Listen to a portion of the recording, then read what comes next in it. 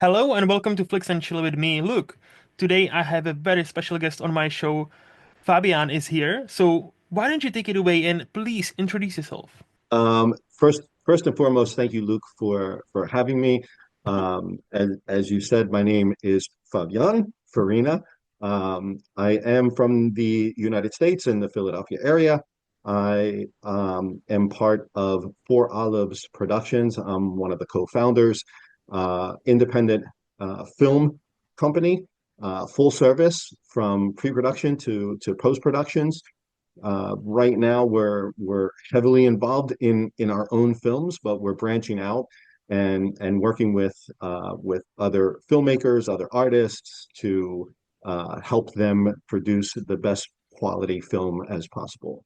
Hmm. And we all appreciate it because there should be more independent studios making, more movies. It feels weird Yeah, to say, oh, we need more movies because nowadays we get a lot. But I feel yeah, like we need, movies outside of the traditional studios because that's where, yes, the internet has democratized many things and it's hmm. much easier to get into movie making than it used to be, like, let's say, even 30 years ago. But Oh yeah. now there's a process. It seems to be there's like, even for the stuff that was supposed to break up these systems like Netflix and your streamers and all that, Mhm. they are kind of slowly skewing towards we still need big names to, even if it goes on Mhm. stream, we still need The Rock, we still need these names, and we Right. need somebody, who will direct it for us. And they don't give many newcomers that big of a shot anymore, I don't think. So definitely we need somebody like you guys. So I do appreciate what are you trying to do. Yes, and I couldn't agree with all of your points wholeheartedly because we've run into similar challenges, right? Because Hmm. we're smaller, Yeah. we're growing, but we're smaller, independent, as I mentioned.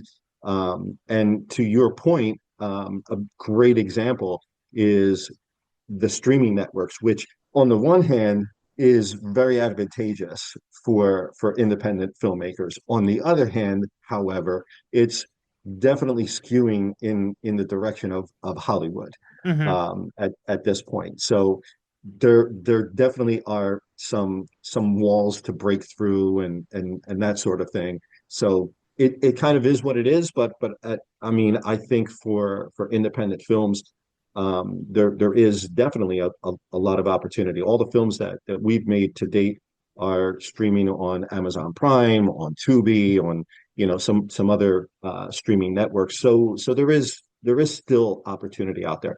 The primary thing that I would say is that your film has to be good, right? Yeah. Yeah. Um, Yeah. and and it sounds kind of cliche, but just making a film, which there's nothing wrong with doing whatever idea you have, as crazy as it sounds, Hmm. and getting better. So that's one of the things that we pride ourselves on. Um, if you look at some of our earlier films to the films that we're doing today over the course of 7 or 8 years or Hmm. however long it's been, um, there's definitely a upward skew in terms of production value, in terms of storytelling, in terms of acting, and Hmm. everything associated with it. So yeah, that's kind of my 2 cents Yeah. on independent stuff and Hmm. the opportunities that exist. Yeah. So I had your co-founder and friend Mariana on this show a couple of episodes ago. But when we were talking, that episode has not released yet, but it would, by this time, by the time this episode drops. Crazy how this magic works. And Mhm. if I remember correctly, are you the quote unquote brains behind Four Olives? I I don't know if you would call it brains, but right now in terms of just movie development, Mm-hmm. film development and stuff like that, I'm the primary writer. Mm-hmm. Mm-hmm. Um, in terms of screenplays, short films, what have you. I'm also an avid actor. One of the reasons why I got into writing, to be honest, is because as an actor, I just felt like I wasn't getting the opportunities that I felt Yeah. I could pull off. So I started to think to myself, you know what? I'll just write my own stuff Mm. and and Yeah. show people, the depth that I have and the spectrum that I can play. I was getting typecast a lot as, the tough guy, Hmm. the mobster, the enforcer, or whatever the case may be, which is great. I mean, there's nothing wrong with that. Yeah. But I also saw myself more as a lead in a romance type of Hmm. movie and things of that nature. So that was actually the first screenplay that I wrote, Hmm. called One Night, probably about, like, gosh, 8 years ago or so right now. But yeah, but to answer your question, I wouldn't necessarily say that I'm the brains because Mariano brings a I'm bunch not. of, I was thinking more like Incep. If I remember correctly, what he said that did wasn't it you who came up with the idea of starting the production company in the first place? yes, Yeah. Okay. So I yes, remember the story that correctly is, because he shared the story with me that you came to him, and if I remember correctly, he first laughed and then he apologized and came back yes, like a next. He said like I apologized next day as a good friend and say you know what, let's do this. And to his yes, credit, when Fabian says something, he'll do it. And yes. here, that's how we are here. Yes, I am absolutely 100% very determined. When I put my mind to something, I'm very determined to Hmm. get it done. Hmm. Um, so yes, and that is all true.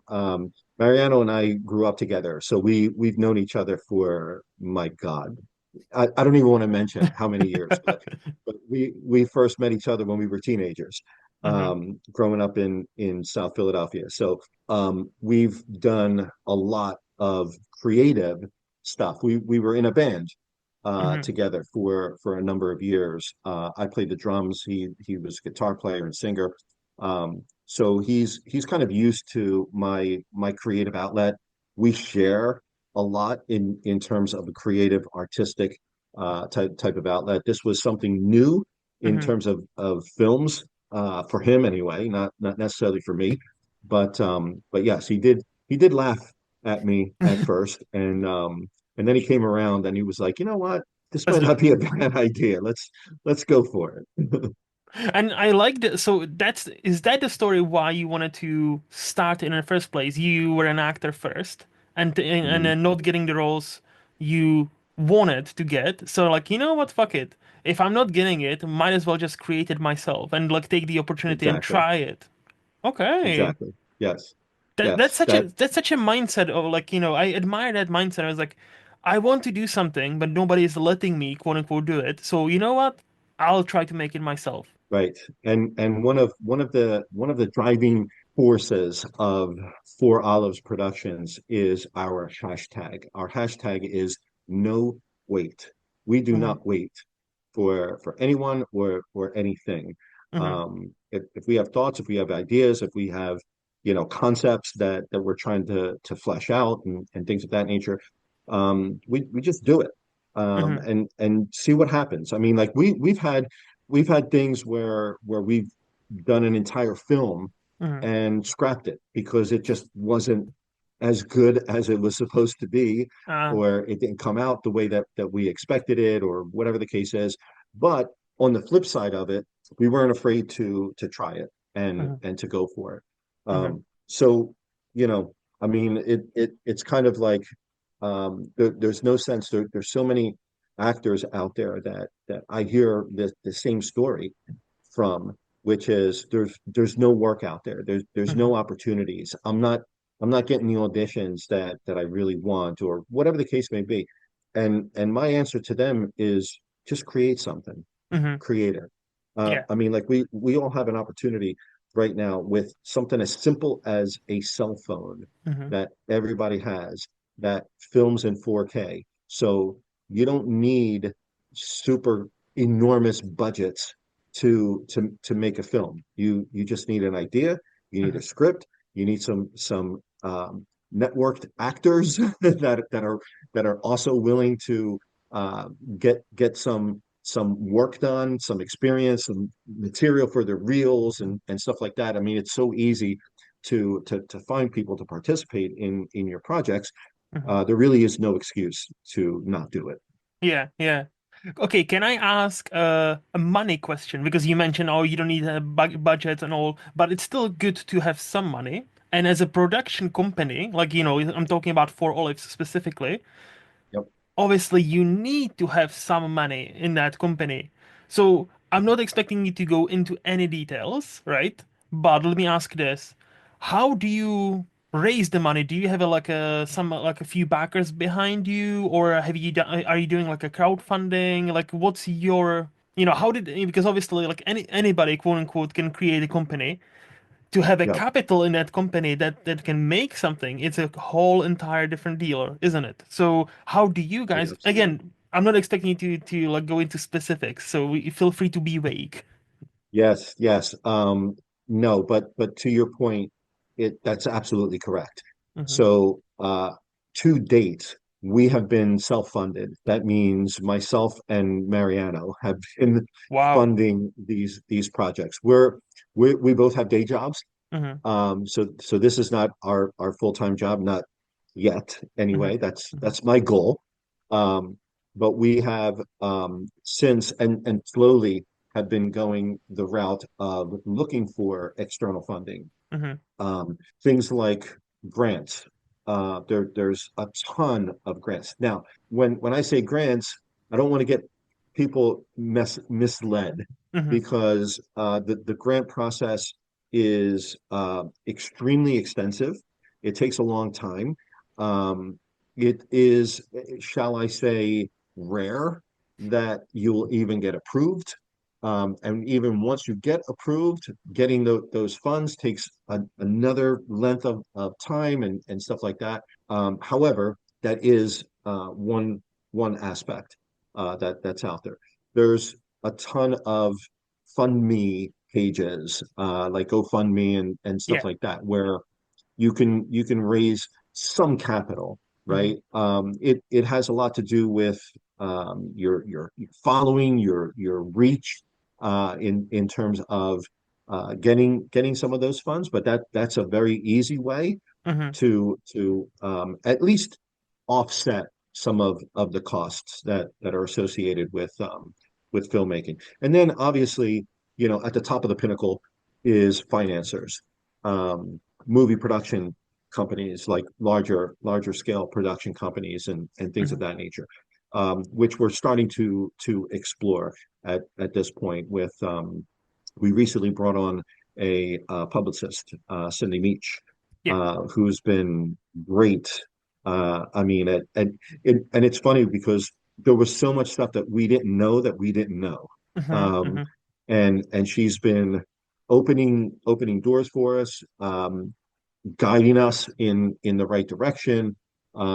So the hope is that soon, very soon, meaning our next project, we'll be in a position to pitch it, to get some funding, to explore some grant opportunities and things of that nature, so that we start to get away from the whole self-funding Yeah. aspect of the Hmm. the the, the business. Hmm. Yeah, see, you said something that that always is so true, even though it sounds nonsensical. You don't know how much you don't know. You don't know what you don't Right. know. Because that's the thing, Yes. like, I would imagine, like, starting a production company, there are so many steps. You're like, oh, we need to do, okay, this is how this is done. Okay. And this is how Yep. this is done. I would Yep. imagine like every day is, like, for at least a year or so, you learn something new every single day doing Yep. that. Yep. Um, Not only that, but I'll go one step further. We we learn what not to do much easier than what to do, right? Mariano Uh, mentioned something like that as well. Yes. yeah. So and that stems from even our filmmaking, Hmm. right? So from the very basic stuff of putting together a film Hmm. that is going to be interesting, entertaining, tells a story, is concise, it moves, and so on and so forth. During the process of making our films, and again, if you look at some of our earlier films versus some of the later stuff that we produced, much different. Hmm. in terms of production value, and all of that is literally learning from one film, and this still happens today, by the way. Yeah, So of course. I'm not saying that we're done learning stuff, but every film that we do, where we come away with, okay, we're never going to do that again, and Hmm. we're gonna do it differently this way Yeah. instead. Um, so and that transcends into the business side of Hmm. things as well, because we've done a ton of stuff before that was ineffective, and we didn't know why it was ineffective. And as you progress, you learn, and you Hmm. say, all right, no, I'm not going to waste my time doing X because we're going to do Y instead. It's going to bring a much better return for us. Yeah, yeah. So as a somebody who's in the game, quote unquote, in of production and producing movies, is there a production company right now at this very moment that excites you? That let's say that would they would approach Four Olives and say, "Hey guys, we kind of like what you're doing here. Let us buy a big chunk of your share." Is there something? Is there some production company you would love to partner up with because what they've been producing, it's so great, or what they're doing, you admire so much? Um, there's a couple of local Hmm. in the Philadelphia area Hmm. production companies that kind of fit that bill. I won't name them Okay, smart. specifically, but yes, the short answer to your question is yes, there definitely is. One of the companies that I'm thinking of that I'm mentioning right now, we actually approached them Hmm. with our last film with a pitch deck and things of that nature.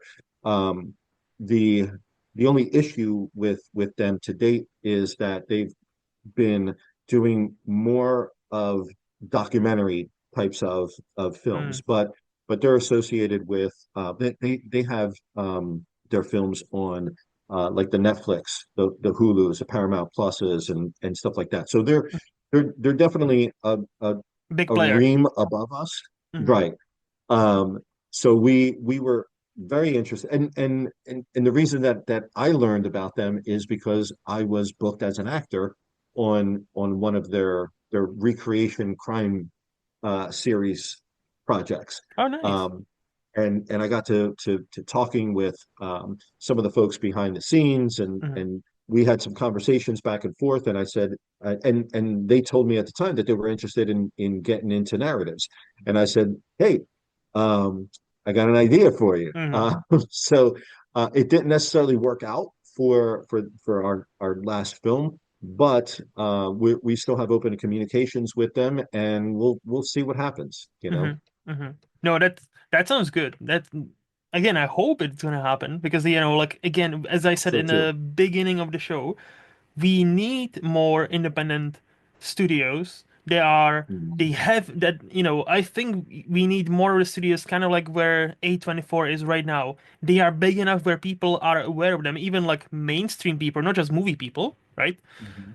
But and like and they can attract the A-listers and they have budgets for their movies, but they are not too big yet where all of their movies feel the same or they follow Right. formula or it seems like they've kind of lost the uniqueness. Like, I'm not saying all their movies are excellent. No, like that's what happens. Like, not all the movies will be great. But I always love to see, hey, they were trying to do something with this movie. It might have not worked 100%, but I appreciate the effort.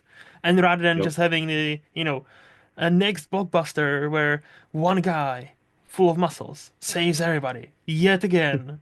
And guess what? It's The Rock yet again. And I nothing against The Rock or even those blockbusters. For what they're worth, I enjoy them. But we need Yeah. something more. And I hope, like for example, Anora's win on the Oscars and Sean Baker's win as this kind of like indie darling should send studios some message, maybe? Like, Yeah. hey, even if you do this kind of movie, it might end up winning you some, prestige, which many studios Right. are after that prestige, right? But, Yes. Yes. and it doesn't have to cost you arm and leg. Like, Mhm. So no, but that's all. That's again. I really hope you will succeed. So you mentioned this is not your primary job. So you actually have a job. Do you mind sharing what do you actually do for a living? So let's just say that Hmm. I'm a consultant. Okay. Ooh, that sounds uh, mysterious. Okay. Let, I consult, fair. but yeah, I'm a marketing consultant Hmm. in the pharmaceutical industry. I don't work for Ah. a pharmaceutical company, Hmm. but my clients are pharmaceutical companies, and basically the the short synthesized way of describing what I do is I advise them on how to better market their drugs. So I'm kind of a drug dealer. I see. Because like see from movies, every time somebody says I'm a consultant, they usually are very dangerous people. So it's oh and the way you put it, across it's like mysterious man right here. I see. No, Yes, that's yes. fair. That is fair. Okay, so medical consultant. Hmm. Yes. So, and that's actually I always tell people um, that that's how I got my start in acting, Really? because because as a consultant you have to be very convincing Mm-hmm. of your audience, right? Mm-hmm. Mm-hmm. So I was able to read audiences, understand what they're interested in, Mm-hmm. what they want to hear, how they want to hear it, um, fashion and position my argument to get my point across, to be concise, to Mm-hmm. Mm-hmm. be entertaining to a certain degree. Because again, you know, regardless of the business that you're in, I think that if you look at your customers, and I'll use customers in a very general sense. Mm-hmm. Mm-hmm. If you look at your customers and you want to get their attention, to have them actually notice you and be interested in what you're saying, you have to be somewhat entertaining in terms of how you deliver that Mm-hmm. message. So all of those things kind of combined, I think, helped me greatly in terms of honing my acting skills. Mm-hmm. Okay. Fascinating. Let me ask you a question. Hmm. And I don't know how to word this one because it's kind of like it's a bit layered, but stick with me for a second. Okay. Has your job as a medical consultant for medical companies, like drug companies, right?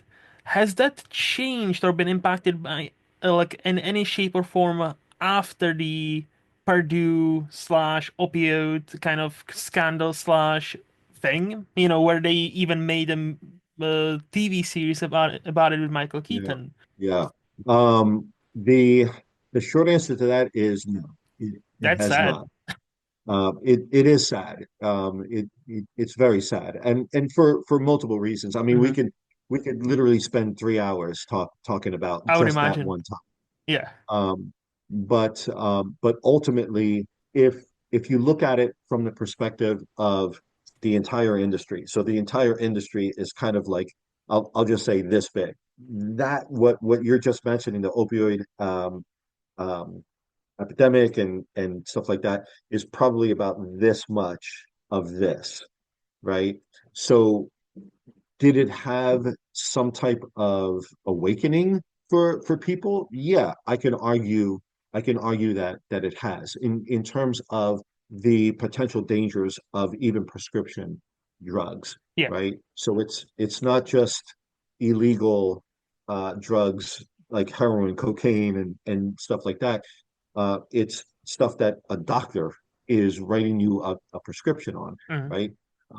Not to mention the fact that even from a more macro level, how many celebrities have been victims of prescription types of overdoses that wound up killing them Yep. and so on and so forth. So there's quite a bit, and like you said, it is very layered in terms of what the answer is. But I would say, just from a short answer perspective, no, it didn't really have that much of an effect, which again is unfortunate. Wow. That kind of surprises me, to be honest. But Yeah. see, it kind of surprises me, but to a certain point, it kind of doesn't. Because, Yeah. like, especially in America, that, the medical industry is so big. Like, it Hmm. seems it's kind of like Amazon at this point. It's so big, it's almost untouchable at this point. Like, you know, Yeah. unless there's some laws, and the monopolies will get broken down. There, I know that happened in the past where a company became so big they actually had to break it down legally because they were just effectively controlling the entire market. Yep. So I know that it's gonna be an interesting couple of years, especially Yeah. with the leadership you guys have there right now. And we are Yeah. we are recording in April. This episode will not drop until maybe July, so God fucking knows what's gonna happen in the next 3 months. I'm just That gonna is say. so true.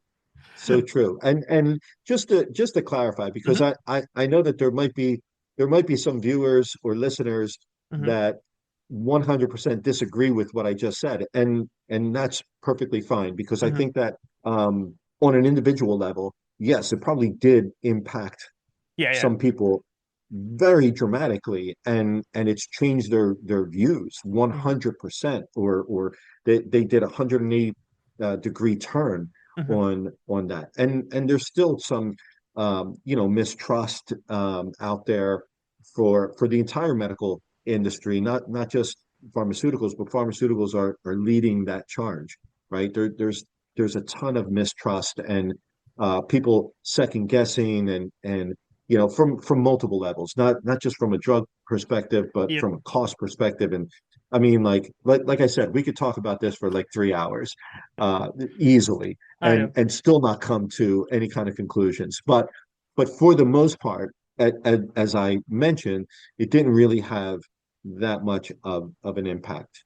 Hmm. and Hmm. and again, it is unfortunate because we, as people, just as compassionate people that are interested and concerned about others, you would think that it should have much Hmm. more of an impact than it actually did. Yeah. I feel like I see the biggest danger or slash problem right now is, and mainly in America, because in America it's like the most commercialized, I think, in the world. Like, medicine and health is so Hmm. tied to, you can be healthy as long as you're wealthy. Right. And that distrust, where Yeah. doctors can be sponsored or bought for by certain to push certain drugs, and that now, like, look, am I face palming every time I see some anti-vax person who's not gonna get a vaccine because they have Google and they know, and because of their 5 minute search they know better than the doctor? Yes, I'm Right. face palming hard because I don't agree with them.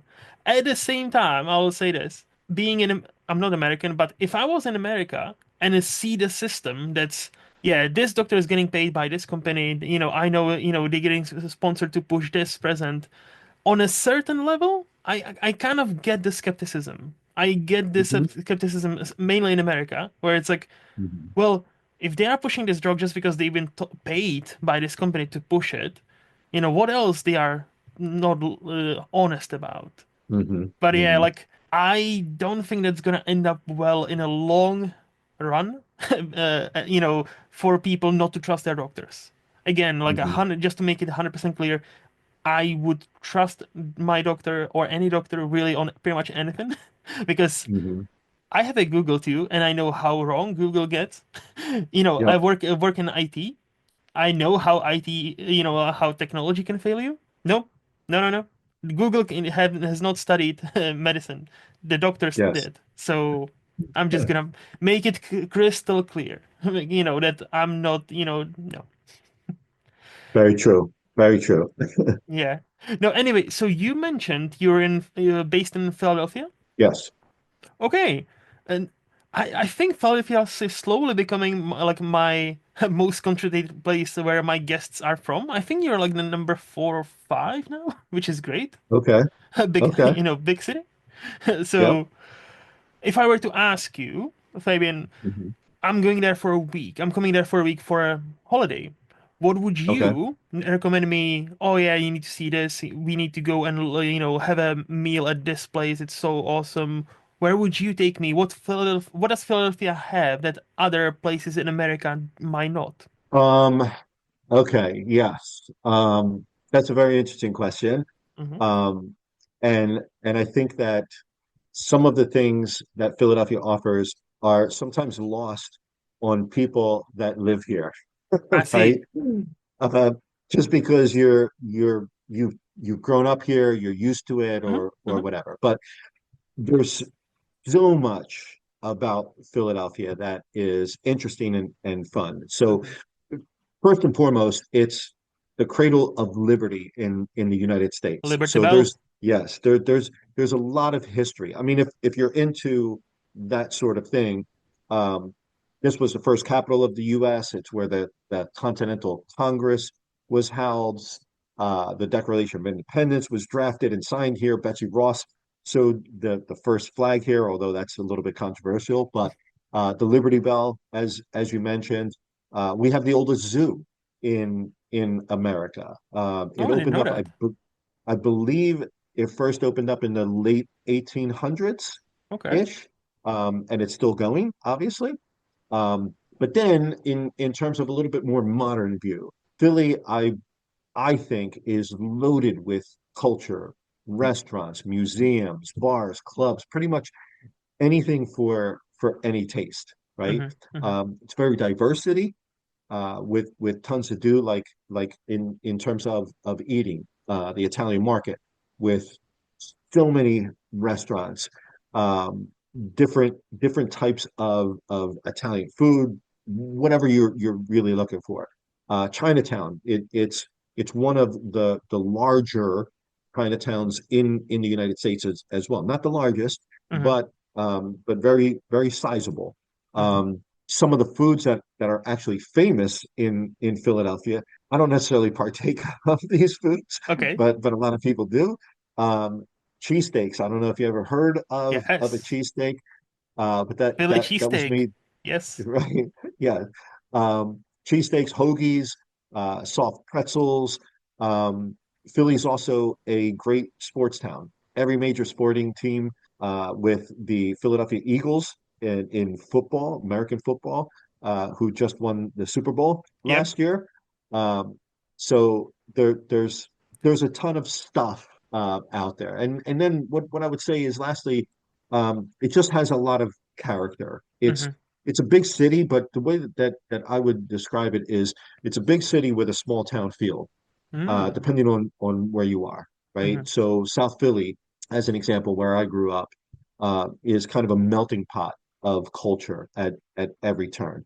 And in terms of different restaurants and things like that you mentioned, I mean, some of the smaller neighborhood restaurants in South Philly are the hidden gems of the city. So while we have the higher end restaurants in the center city downtown area, um, if you go into the actual city itself, you'll fall in love with the food, with the people. Hmm. It's just I think it's a great place to be.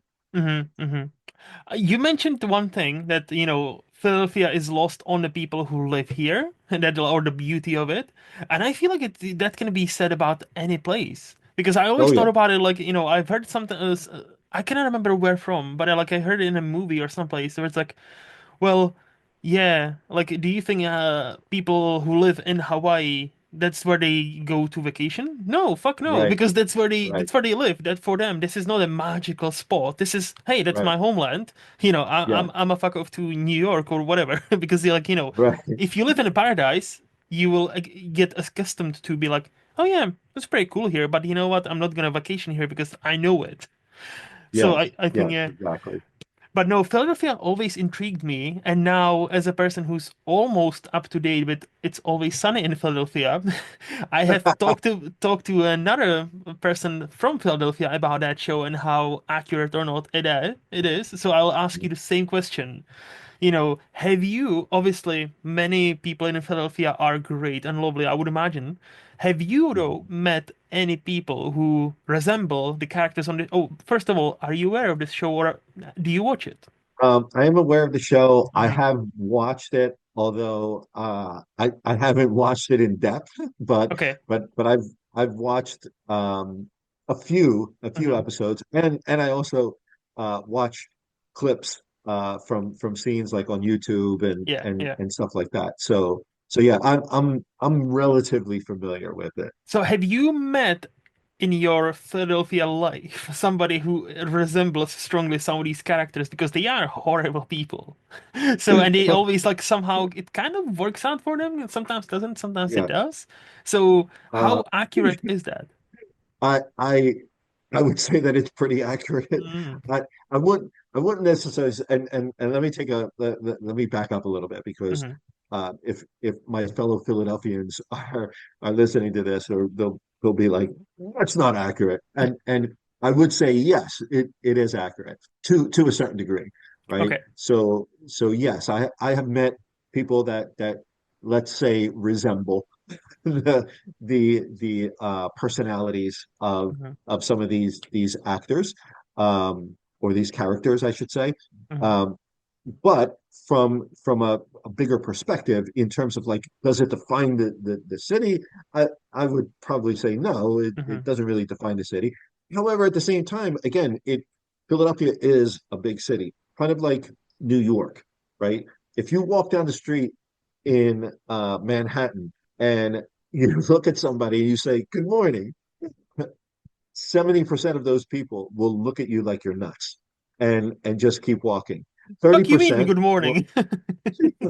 who the fuck are you? What are you talking about? What's good about this morning? Yeah. Right? Like they're gonna have that reaction. Hmm. About 30% are gonna smile and say good morning, Hmm. right? Hmm. Um, Maybe some of those 30% are there on holiday. So they're visiting, they're not really New Yorkers. Just a But slight shade on New Yorkers right there. Like those happy 30%, they are not the native New Yorkers. They are just their own holiday. right, Like it. exactly. Um, but I mean, and that's kind of what you would get Hmm. in any place that you go to, right? So I don't think that it's different Hmm. or unique Hmm.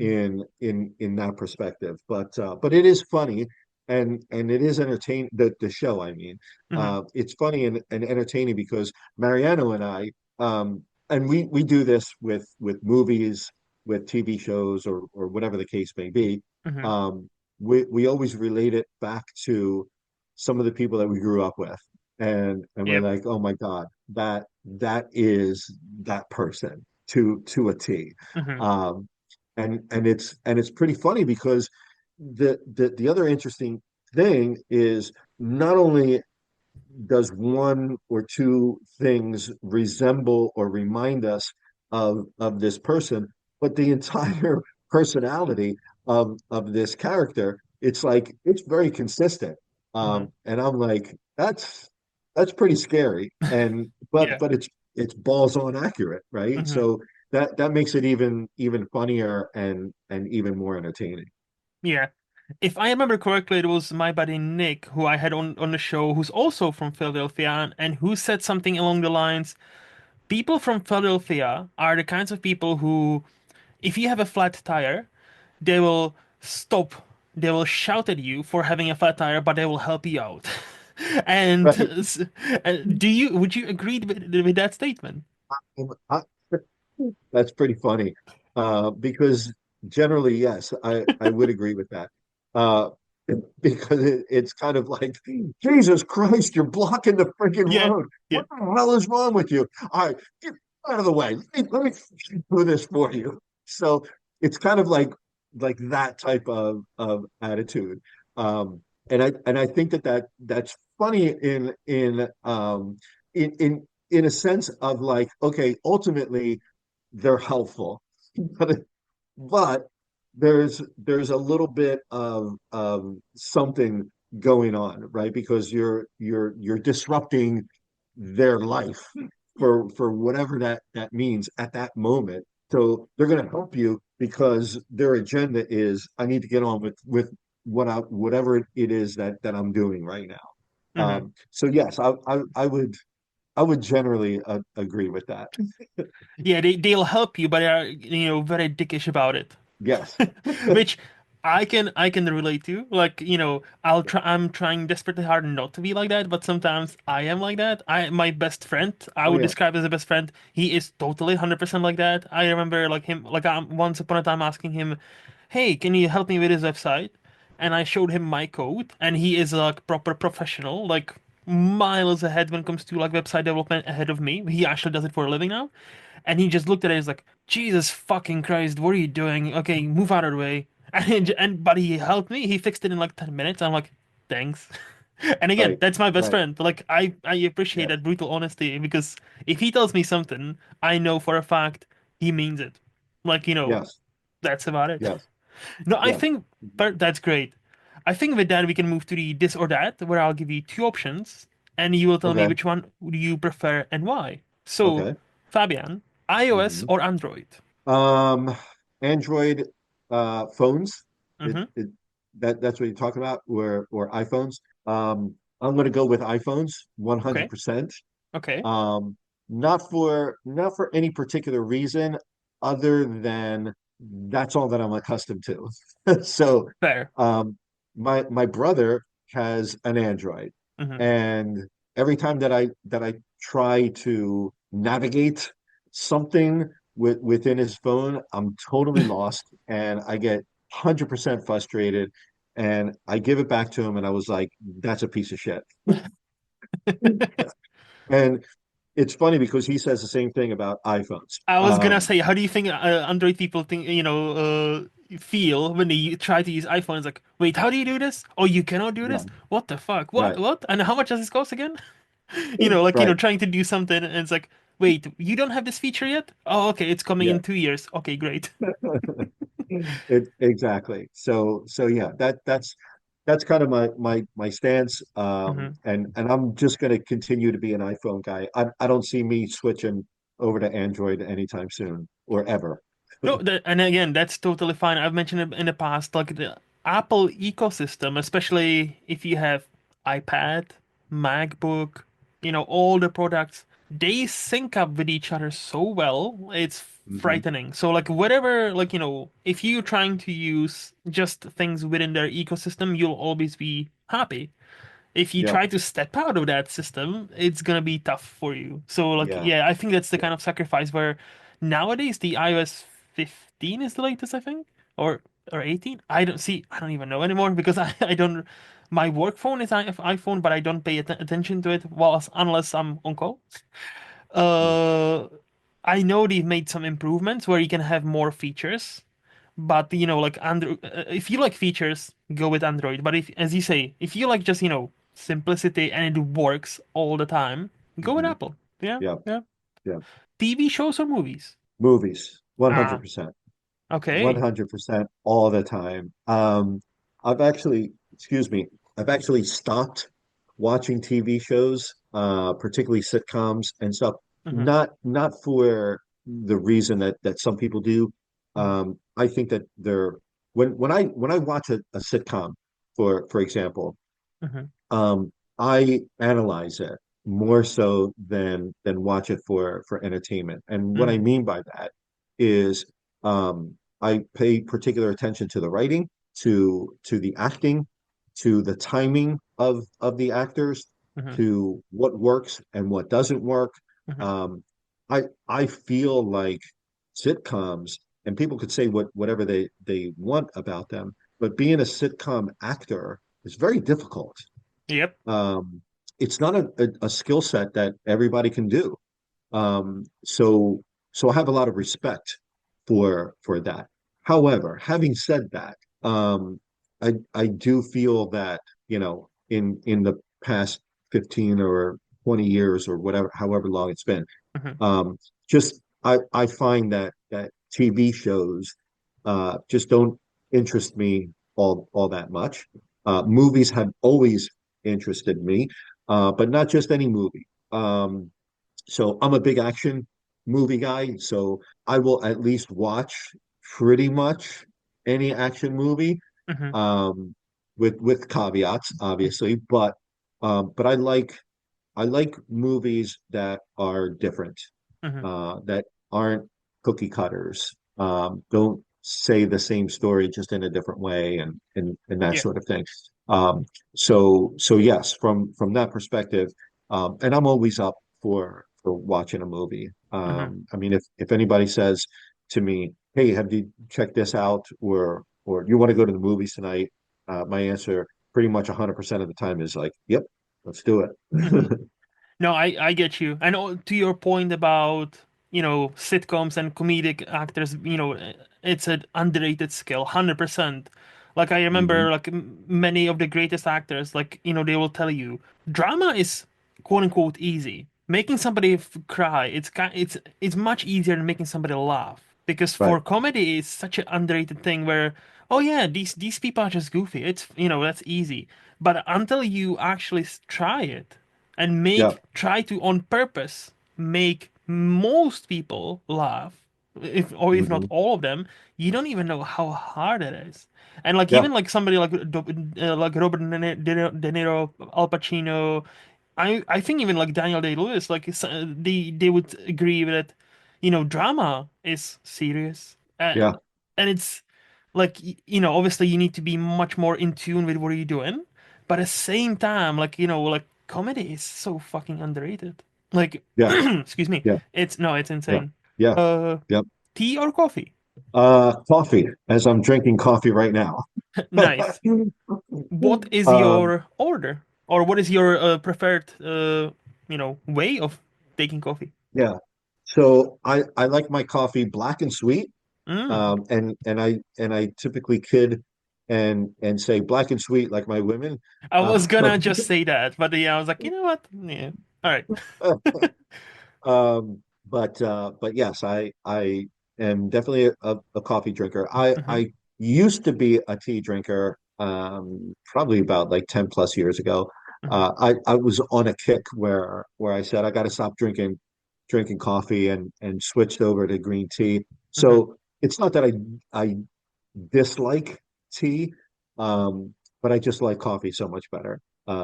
But Yeah. in a pinch, and every once in a while, I get in a crazy mood, and I'm like, I feel like a tea right Hmm. about now. So Yeah. so yes, I do enjoy tea as well. Yeah. So, but just for coffee, just black and a bit of sugar. That's it. Yes. I get you. I get you. Money or free time? Ooh, Hmm. that's That's a challenge, isn't that's it? that's very challenging. I was literally just saying just the other day, there's not enough time in the day. Hmm. Hmm. I don't have enough time to do everything that I need to get done.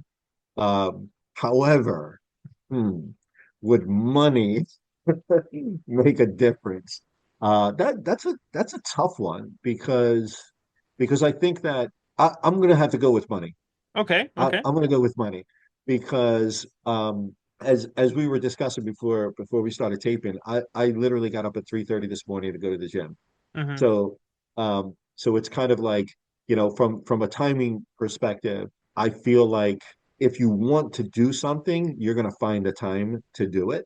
Hmm. Um, because no matter how busy we are, no matter how busy we think we are, or whatever, just in terms of working out and the gym, I'm fanatical about doing that.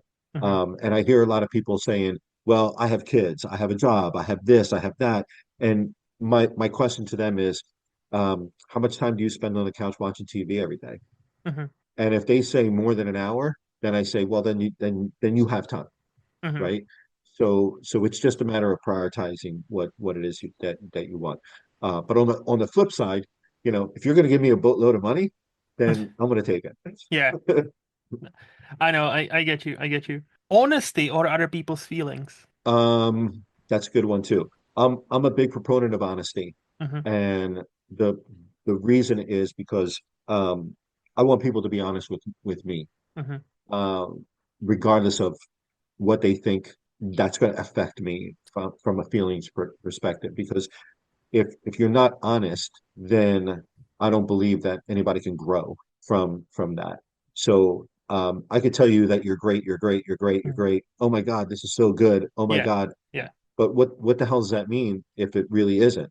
Hmm. Um, and how do you grow as a person if I don't say, listen, um, this is okay, but these are my thoughts on how you could make this a little bit better or improve or whatever. I would hope that somebody would appreciate that. So definitely honesty. Hmm. When you mentioned, oh, you great, you great, you great, but you don't grow. That took me back to the movie Whiplash, and one of the lines I'll always remember from that movie is something like, there are no two words more harmful in an English language that good job. Like, Yes. and look, was Yeah. J.K. Simmons' character a bit over the top with what he was trying to achieve? Yes, a bit, quote Hmm. unquote. However, you know, do you need to be on a different level to achieve something unique and something Yeah. that's worth quote unquote remembering and create a legacy? Hmm. Possibly yes. So, Yeah. if everybody's doing good job, yeah, like that's great, but do you grow or do we grow? Yeah.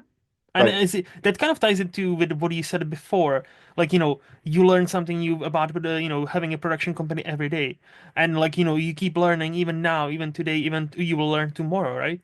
Well, I was almost gonna say, to me, if that's a day wasted if you have not learned something new that day, because growing and learning, I think you only genuinely stop if you when you die, not if when you die. If you Yeah. stop when you're still alive, Right. are you Right. even alive if you haven't? Because that just means you have not encountered a new counterpoint, a new point Yeah. of view of something, or you haven't learned something new that day. Is that Right. is there a point to that life in that way where it's like you live unexplored life? For me, Yeah. that would be Well, hell. I don't know about you. yeah. Yeah, and it just reminds me of and again, this is a topic we could probably discuss for 3 hours, but Hmm. the whole concept of participation trophies, I Ah. think, is ruining kids Hmm. because basically we're saying you lost, Hmm. but you're going to get a trophy because I don't want to hurt your feelings and I don't want you to go home crying that you lost. Hmm. What ultimately what is that teaching kids, particularly as they grow up, Hmm. is mediocrity is okay, Hmm. and it's not, right? So those kids are going to learn hard lessons, and taking it back full circle with opioids and painkillers and stuff like that. I mean, are they likely to do that? Who the hell knows? But Hmm. but what I'm saying is that this is why I think that being entrenched with honesty, sometimes it's brutal, but if it comes from a loving place, Hmm. then it's okay. Not from an insulting place, like this sucks, Yeah, and yeah, and yeah. walk away, but offering some constructive criticism Yes. to hopefully improve yourself. Because as you mentioned, and I agree with wholeheartedly, a day where you don't learn something is a wasted day. Hmm. I would, yeah, see, so I would say to that, I would say 100% what you said. If you say, "Oh yeah, this sucks," and walk away, that gives you nothing. You're not being honest, you're being a dick. But if you say, Right, "Oh yeah, this sucks because of A, B, and C," and give me some reason, I always say, right, like, I don't, like, at the end of the day, we can have different opinions on many things. But I don't really mhm, care about the opinion as much as why do you think that? If you tell me blanket exactly. statement like I don't like pizza. I'm like, okay, why didn't you All like right. pizza? And he then like tell me, well, it's this, like something like that. And so yeah, like constructive criticism and feedback on why do you think the way you think. I think it's Right. lost a bit. And also Mhm. to your point about participation trophies, I've been thinking about this, and I think it started as a very good idea because I think there's definitely flip side of that coin where we don't want to have the again, Whiplash, the movie. I don't think it's also like a plan on how to raise geniuses in every field. No, I think there needs to be a good medium place between oh yeah, you get a trophy when you lose, and I'm gonna throw everything at you if you fail. And I think the Yeah. participation trophies was supposed to be that kind of like a midpoint, but it genuinely skewed towards, oh yeah, it just, it doesn't matter, doesn't matter what happens. You tried your best, and we Mhm. will celebrate no matter what. And I'm like, Yeah. I think there's again the lesson there should have been we'll not scream at you if you lose. Like especially we're talking about Right. kids, right? Like I Yes. think the lesson should have always been don't be a dick to your kid if your kid plays a professional sport or does something on a professional level. Don't be a dick to your kid when they lose a game or when they something doesn't happen or doesn't work out, right? Right. But at the same time, Right. if something doesn't work out, it's like, oh yeah, well, still celebrate because you did, you lost, but you still celebrate. I'm like, I don't think we need to celebrate. I think we just need to be like, hey, tough luck, buddy. But hey, Yeah. today is not your day. Maybe, Right. maybe we'll try tomorrow. Today we'll rest, and Yeah. tomorrow we can talk about, hey, what if we try this? What if we work on this? What if we try to Mhm. improve this? And I think that was the purpose of the participation trophies. But again, I don't know. I'm too young for that. Or Yeah. sorry, not even maybe old. I don't. To be fair, nobody fucking knows anymore. Uh-huh. Anyway, um, summer or winter? Winter, without Ooh, hesitation. Yes. why? And And people look at me like I have two heads when I say that. And it's happened to me more than a few times mhm, because I I just don't like let me put it this way. I'm going mhm. to back up a little bit. If I want warm weather, I will travel to it, Ah, and then I will come back to the colder weather. So there are times it's not that I hate summer, mhm, it's just that I prefer the winter time. I don't get cold very often, mhm, and I don't mind wearing a jacket, wearing a sweater, that sort of thing.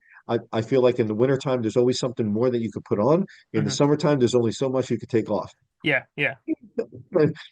Until you're down to nothing, Mhm, right? So, so from that perspective, yes. Now there are aspects of the wintertime that I don't particularly like the snow. Um, Again, if I want snow, I will travel to it. mhm. That sort of thing. But just from a temperature perspective, I prefer the cold. I see you're reading my mind because that was my next question. Do you like the snow? If you choose winter, do you actually? Okay, so you don't really care for snow, but you Yes. prefer cold. Okay. Yes, and that snow is a recent phenomenon because when I was younger, I used to love the snow, Hmm. right? Just like any other kid. Yeah, yeah, Uh, yep. you get a day off from school, you get to go out and play, and that sort of thing. But as you become an adult, and now you have to shovel, you have to shovel your driveway and your payments, and you have to try to navigate around in a car and And stuff like still go that. to work, even if it's Yes. snowed in. Yeah, yep. Yeah, Hmm. there's no such thing as snow day as an adult. Hey, guys, take a day off. It's snow. It's fine. Yeah, No, exactly. yeah, no, I totally get you. Probably the most important question of all: ninjas or pirates? Ooh, Mm, I think I would have to go with ninjas. mm, And I mean they're both not great people. So depends on how you look at it. The mhm. pirate probably not so much, but Questionably the much ninja, more dangerous people pirates. Yes, yes. yes. But a ninja could be a good ninja. I don't know, but I like the stealthiness Hmm. of the ninjas. I like the precision in their attacks, Hmm. the analytics behind their attacks versus a pirate who, just from my perspective and from whatever I know about pirates, which comes Hmm. from the movies, um, they're more kind of gun ho type of thing, shoot from the hip Hmm. type of people, take the opportunities as they come versus I believe anyway a ninja has much more tactical types of training and things of that nature. So they're going to explore and manipulate your weaknesses Hmm. much better. And that's I like that. I like that approach, and I think it's a difference between cutting and surgically making an incision. Yeah, yeah. And also as a person who, you said it yourself, woke up at 3:30 in the morning to go to a gym, ninjas also Yeah, have some sort of code. So like, yeah, you picking, and have like and therefore like you need to have certain mindset for that. So you picking ninjas makes all the sense to me, and it's just based on like an hour we just been talking, So like, yeah, that makes so much sense. yeah. And the last question, free will or destiny? Oh, okay. So I don't believe in either one of them, but what I would like Mm-hmm. is free will. And the reason is because I I have a hard time with destiny because that means that no matter what you do, there's not going to be a different outcome. Mm-hmm. And at least that's the way that I define destiny, right? Like Okay. this was destined to Yeah, happen. predestined. Yeah, yeah. Right. So in terms of like putting or dedicating yourself, Mm-hmm. having consistency, having education in terms of learning things and stuff like that, does that coincide with free will? Because, I could choose to sit on my couch and eat potato chips all day and not do anything. So therefore, it am I do I still have the same chance as somebody from a destiny perspective to be successful at the end of the day Mm-hmm. if I'm sitting on my couch not doing anything versus I'm out learning something or doing something or looking stuff up on the internet or whatever the case may be to better myself. So Mm-hmm. from that perspective, I would hope that free will, if it exists, Yeah. um, is a much better option than destiny. Yeah, I was gonna ask. You said that you don't believe in either. What do you mean you don't believe? I understand your destiny point that you don't believe in destiny, or but I don't Yeah. understand you don't believe in free will. Why? That's a whole philosophical Yeah. discussion. Again, like a 3 hour discussion of back and forth Mm-hmm. because this is just my opinion. So kind of take it for Mm-hmm. what it's worth. Mm-hmm. Um, I the reason that I say that I don't believe in free will per se, Mm-hmm. right? So there's certain aspects to it, is because I have the sense of a person is who they are, Mm-hmm. and that is from the nurture side, how you were brought up, who your parents are, who your friends are, what your Mm-hmm. surroundings were like, and all of that stuff that's associated with it. Mm-hmm. That makes you who you are, and your personality and your drive, and whether or not something is going to interest you, this thing or that thing, or whatever the case may be. So ultimately, whatever you have a passion for, whatever that is, that's what's going to drive you. Mm-hmm. So does that incorporate the argument or the spectrum of quote unquote free will? Mm-hmm. I don't necessarily believe that it does because you either have the drive or you don't, right? And if you don't, then no level of quote unquote free will is going to help you out there because again, yes, you have free will. You can choose A or B, Mm-hmm. right? Um, but after you choose A or B, what do you do with that? How do you deal with it? How does it help you move forward, make you a better person? Whatever that outcome Mm-hmm. is dependent on the person themselves, not on the choice that they made, if that makes any sense. In a way, I get it, but also I'm just so I'm just trying to understand it fully in a way where like the choice is there, like so for, A or B, that's simple, and then the Right. choice leads you down some path, right? And what you arguing is that it's only then up to you whether that path will be successful, and therefore that means there is no free will. Because I'm slightly okay. I'm slightly confused, to be honest. I'm just trying Yeah, to no, understand. and like I said, this is a philosophical argument that Hmm. we could spend a lot of time on, and Hmm. I I'm I'm I'm trying to be as concise as possible, No, no, no, no, which no. It's probably fine. probably adds to the confusion, I think, right?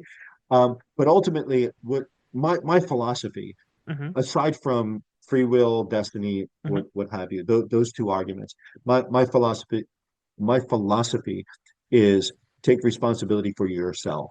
Hmm. And Hmm. if you take responsibility for yourself, then it doesn't matter. And any of this stuff doesn't matter. You can't make an argument that, well, it just wasn't destined to be this way, or this was destined to happen, or I didn't have the opportunities.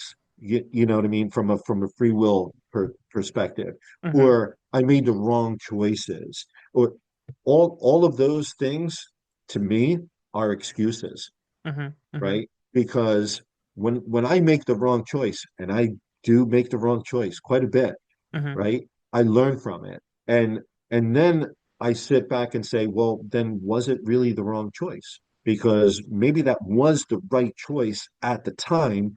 And then now I realize it wasn't. And because I made that choice, I have this realization and I'm able to move forward better than I would have if that didn't happen to me. So from those perspectives, I think what it really comes down to is the whole just take responsibility for your actions, for your choices, Hmm. and for everything that happens to you, good, bad, or indifferent. It ultimately is your responsibility and your own doing. So as long as I feel that way about myself, I feel like I can accept things that happen for me to me Hmm. or or for me, Hmm. and then analyze whether or not this is something that I want to continue or Hmm. not continue. Are you familiar with the philosopher Friedrich Nietzsche? Not as much. Because like he like to the little extent I know of him and his philosophy, he kind of sounds like you're like a Nietzschean kind of guy, where it's like I believe I'm not a philosophy major or like I'm just enthusiast, but when you were talking about it, like you kind of remind me some of the things I know of him, and I'm like, Yeah. I wonder if he would subscribe to quote unquote him. So interesting. Um, yeah, I don't know that much about Hmm. about Nietzsche, but yes, from what I understand, I mean, I think that a lot of those philosophies make sense to me. Hmm. Hmm. And when I hear or am exposed to some of that, I'm like, yeah, that makes Hmm. perfect sense to me, and I can see that 100% Hmm. of the time. I just I'm not a person that at least I hope. I'm not saying that I'm like this 100% of the time, Yeah. but I'm not. I strive to not be a type of person that makes excuses for bad things or good things Hmm. happening. And by what I mean by good things happening, whenever I hear he was just at the right place at the right time, I'm Yeah. like, no, no, he wasn't. No, he wasn't, because that argument happens a lot with the quote unquote, this person was an overnight success. Yeah. Um, I don't know where they came from, but all of a sudden, boom, they're at the top. What you don't realize is overnight was 20 years of training Hmm. that took them to that point where they got that opportunity, and and they did what they could to catapult themselves. Hmm. Hmm. So that person took responsibility, did what they had to do, put themselves in that position, Hmm. and ran with it. I can respect that 100%. Are there instances where somebody sees somebody at a coffee shop and says, "Hey, you got a great look"? Yes, there's always going to be instances like that. Hmm. However, the vast majority of your overnight successes have a backstory that you have no idea about, and what they had to go through to get to there. So Hmm. Yeah, all of that stuff. It's really fascinating to me. Um, and I it's interesting to think about. But that's kind of how I Hmm. try to live my life. Yeah. No, I 100% agree with the overnight success is rarely an overnight success. That just usually means, hey, this actor or director a mainstream audience has never heard of and now is mainstream and it's therefore Right, overnight, right? right, But then you check out their credit and it's like, oh no, they've been working for the last 10, 15 years, right? right, But right. I also, Yes. to a point, I still believe there is such a way, like, right time, right thing, right time. Like, I do believe that plays in a role. Like as much as like look, for cards on the table, I don't believe in like a destiny. I don't believe in some sort of God. I'm an atheist. However, I believe in a luck and chance in a sense where you can make let's see, yeah, for example, with your production company, you could make the best movie ever, but if you make it too quote unquote early, when you don't have the money to promote it, nobody will see it. If you Right. make it, if you make, but if you made the same movie, let's say 5 years from now, it would win all the Oscars, right? Yeah. And the difference between the that level of success is the element of you don't know what you don't know. Right. It's the that kind of timing is very important. Like, and we see it on like platforms like YouTube. Nowadays, to be kind of successful there, used to be like, oh yeah, a lot of people are successful and I know most of them. Now there's like 4 or 5 thousand channels with 1 million plus subscribers, which is great. Hmm. But at the same time, how many of them do you actually know? And how many of them, Right. and now when people trying to get into it, it's like, fuck, I'm competing with so many big channels that are doing the same shtick, but they thought of it, quote unquote, 5 years ahead of me. Hmm. And that's so like I would push back just a tiny bit on the I think there's such a thing about the element of luck and chance, even though I hate it. Yeah. I don't like that fact, but the universe is random as fuck. I Yeah. genuinely Yeah. believe, like, when people say, I believe in universe. Well, but I Yeah. don't think universe gives a fuck about you or me, right? Yeah. Like nobody, like specifically. I'm not saying you, by the way, specifically. I don't Yeah. mean Yeah. anybody here. Like, universe is just keeps doing its thing and expanding Yeah. until it stops. And I think it's just, and I think that that concept terrifies people. I think Yeah. that the concept genuinely terrifies people that my life, if it doesn't have purpose, that means it's all random. And I don't like it, the fact it's random. So Hmm. I just thought that was, that was a kind of fascinating, what you said about the time. I just thought it was a fascinating, point that I could Yeah. pick on or pick up on. Hmm. Yeah. No, and all your points are valid as well. There's exceptions to every rule. Correct. Yeah. There is always exceptions to every rule. Hmm. So, but I try not to base my life on the exceptions, but rather the more practical. Yes. Um, and and I feel like ultimately I'm responsible for every decision that Hmm. I make Yeah. in my life. And that's pretty much it. No, Yeah. taking accountability for the good and the bad, especially the bad, Right. because like when Exactly. you succeed, it's so easy. Like, well, yeah, like I did this thing. Oh, yeah, I Right. guess it worked out. Yeah, all good, all good. But when you fuck Right. up, Yes. not my fault. No, no, no. It Right. only happened because of this person or this reason, and suddenly Yeah. it's like the blame. The hot potato game. It's like nobody wants to hold the hot potato. It's like, yeah, it is Right. what it is. Right.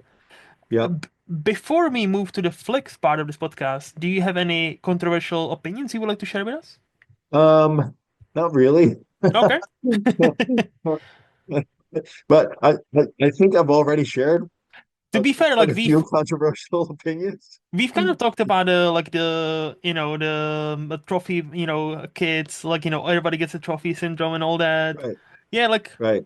I think we covered quite a good ground there. So yeah, we can Yeah. skip that then. That's fine, and we can talk some movies then. Okay. So, Fabian, this is the part of the podcast where I ask you, what is the last quote unquote new movie you would rate 5 out of 5? So, anything 2020s. Um, okay, so and there's rationale Okay. for my ratings. I'm a very harsh critic.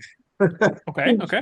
I'll just put that out there to begin with. But some of the movies that I've seen, in the recent few years that I really enjoyed and I really liked. Hmm.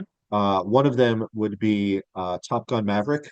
Oh, nice. I really, really, really like that for a couple of reasons. One, first and foremost, I despise reboots. Mm-hmm. I feel like that's Hollywood trying to make money off of an unoriginal idea that was original at some point, that was successful in its own right, Hmm. and now they're trying to bring it back, and for nostalgia reasons, um, they think it's going to be successful. Many of the reboots are financially successful, but from a creativity standpoint, from a filmmaking standpoint, blah blah blah blah, Hmm. not so much, Hmm. right? However, this movie, I felt, it wasn't cheesy in that sense. It wasn't, let's remake Top Gun into this different thing, Hmm. type of thing. There was a good amount of, um, let's say, flashbacks to the Yeah. original story. There were a good enough connections to the original story, but I felt like it was still something that stood on its own. So you didn't have to see Top Gun to be able to follow this movie, which I really liked.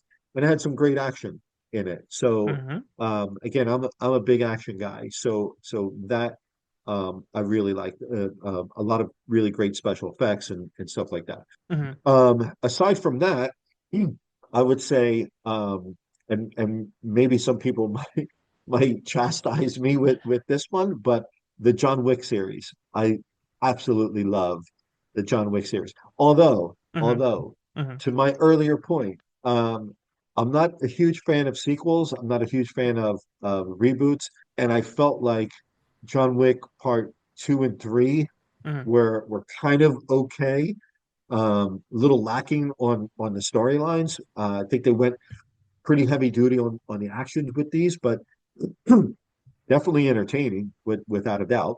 Hmm. And then part four, very interesting to say the least. The first John Wick I really liked because I felt like this was the same story that we've seen before, told in a different way and an Hmm. interesting way, Hmm. which I really, really liked. Um, so that definitely is at the top of my list. And speaking of John Wick, I don't know if you've heard, but coming in 2025, there's a movie called Ballerina. Yes. This looks very, very promising. I've seen some previews to that, so I'm going to be checking that out Uh, as soon as that comes out. Me too. So just to your all the points, because you mentioned quite a few things. So Top Gun Maverick, I've only seen it once in a cinema, but I also loved it. Like, Yeah, there's a meme, Tom Cruise saved the cinema that year for a reason because it was actually nobody expected this to be any good, and yeah, it actually was great. yeah, So I'm like, yeah. fair. I think John Wick, nobody will chastise you for loving these movies or liking these movies because I think they are mostly, all of them really are highly regarded, especially action, as far as action goes. I personally love the fourth one. You said it was interesting, sounds like I have a feeling you're not as keen on the fourth one, which is fine, okay. And to No, your, tell me. I actually liked the fourth one. I thought that it was interesting in a very good way, Mm, because from two and three, they were so heavy duty on the action, which hmm. again, not I'm not criticizing Yeah, yeah, whatsoever. I yeah. thought the action was great. Storyline wise, a little bit lacking in Hmm. in two and three, because they were capitalizing on what made it so good, of a film. Hmm. Four, I think, brought a little bit of story back into, in addition to all of the action stuff. It also incorporated a very interesting storyline, which made it not only entertaining, but I was like, Yep. wow, that's pretty cool. And Yeah, it's beautifully shot movie, especially number four. Like the scenes in yeah, Japan when they are, when they are in Japan, and then scenes like in Germany. Like no, like that movie, like I don't think it gets enough credit. Like it gets credit for action set pieces and the stunts and all that, and it should be praised for that. But also the camera work on that, it's fucking yeah, amazing. And to your yeah. last point about Ballerina, I will still go see it. I am excited about it. However, I have heard some things about how the first cut of the movie was bad to the point where they had to invite the original director Chad Stahelski Uh-huh. of John Wick movies to actually shoot quite a few scenes and fix it. And I'm like, Okay. this is gonna be so like I'm obviously like if the final movie will be great, okay, great. But yeah, like I'm like slightly more skeptical now, but like Ana de Armas is awesome. So like she can kick ass as we've seen in No Time to Yeah. Die and few other movies. So as far as like the acting goes, I don't. Yeah, I'm excited. As far as what I've heard Mhm. about the movie so far, maybe less excited. Uh-huh. It's Uh-huh. like massive reshoots. Okay, and then obviously now they are this newest trailer that dropped, which is funny because like I think by the time this episode drops, the that movie might be out already. So, Yeah. uh, yeah, they are now more Keanu heavy, where we've always known he's gonna appear, but like I feel like now it's like the studio's like, hey, Keanu's still here. You like Keanu, Right. right? Please come Right. see our Right. movie because you liked Keanu. It's still him, Yeah. even though he's not the main person now. So Right. but no, it'll be interesting. It'll Yeah. be interesting. So, what is the last quote unquote teen movie you would rate 5 out of 5? So, anything between 2003 and 2019. So there's a few that Mm-hmm. come to mind during this time period. Mm-hmm. Some of them are very different than Okay. than what I would typically what you would think because Mm-hmm. I've already said that I'm a big action guy. Um, but Oh, The Hangover, nice. I think was such a great movie. And again, the original one Mm-hmm. because it was funny, it was original, it Mm-hmm. had good character development, it was a great story, Mm-hmm. very entertaining, very funny. The sequels, not so much, to be honest, because I feel like they were basically the same thing in a different scenery. Well, they were, But yeah. but I really loved Hangover, Mm-hmm. the original. I thought it was very, very well done, Mm-hmm. very well cast. Just a really good movie that I remember watching that and leaving with a smile on my face. Mm-hmm. Mm-hmm. So that was a good thing.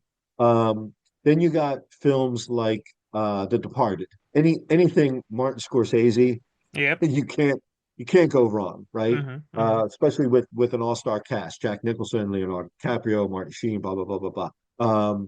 No Country for Old Men, I mean, another really good film. mm-hmm. And I think that if we're talking about underrated films, that would be one of an underrated film, at least in my opinion, right? Mm-hmm. Mm-hmm. I don't think that it gets the attention that it necessarily deserves. But Really? yeah, so Okay. that again, Interesting. in my opinion, because Okay. and this is just from me mentioning No Country for Old Men in discussions and people looking at me like, huh? Never Hmm. heard of that movie. And I'm like, are you kidding me? You've never heard of that movie? And See, to me, these that's are so strange because in my film circles, that's like, like when he said, oh, that might be underrated movie, I'm like, I'm pretty sure it won an Oscar. Like, like for the best picture that I, he and all that. yeah, Like, and I'm like, really? And because in my circles, people talk about that movie all the time. But I guess if you go mainstream, yeah. yeah. So and again, don't take that as necessarily from a award-winning perspective. Just from a sample size of one, Yeah. talking with other actors, even other actors who are like, I've heard of that film, but I've never watched it, Mm, or whatever. hmm I'm just like, you need to watch this film. It's really really well done, well hmm acted, and all that stuff. Great story, great cast. But anyway, so those are some Okay. of those teen quote unquote Yeah, yeah, films. yeah. First of all, great that you didn't think of teen comedies because many people get caught on that, like, it's a Mhm. description, just, so thank you. Second, yeah, those, like, I've watched Hangover in the cinema, actually, and I Yeah, remember, like, having a blast. I haven't rewatched it since, and from, like, watching some clips now, you can definitely tell it's been made in 2008 because that yeah, humor, some scenes and jokes do not age well. But yeah, I don't yeah, really mind it. Like, I can separate it in a way because to me, every movie is a product of its time. Especially comedy is product of its time. What right. used to be funny sometimes is no longer funny, right?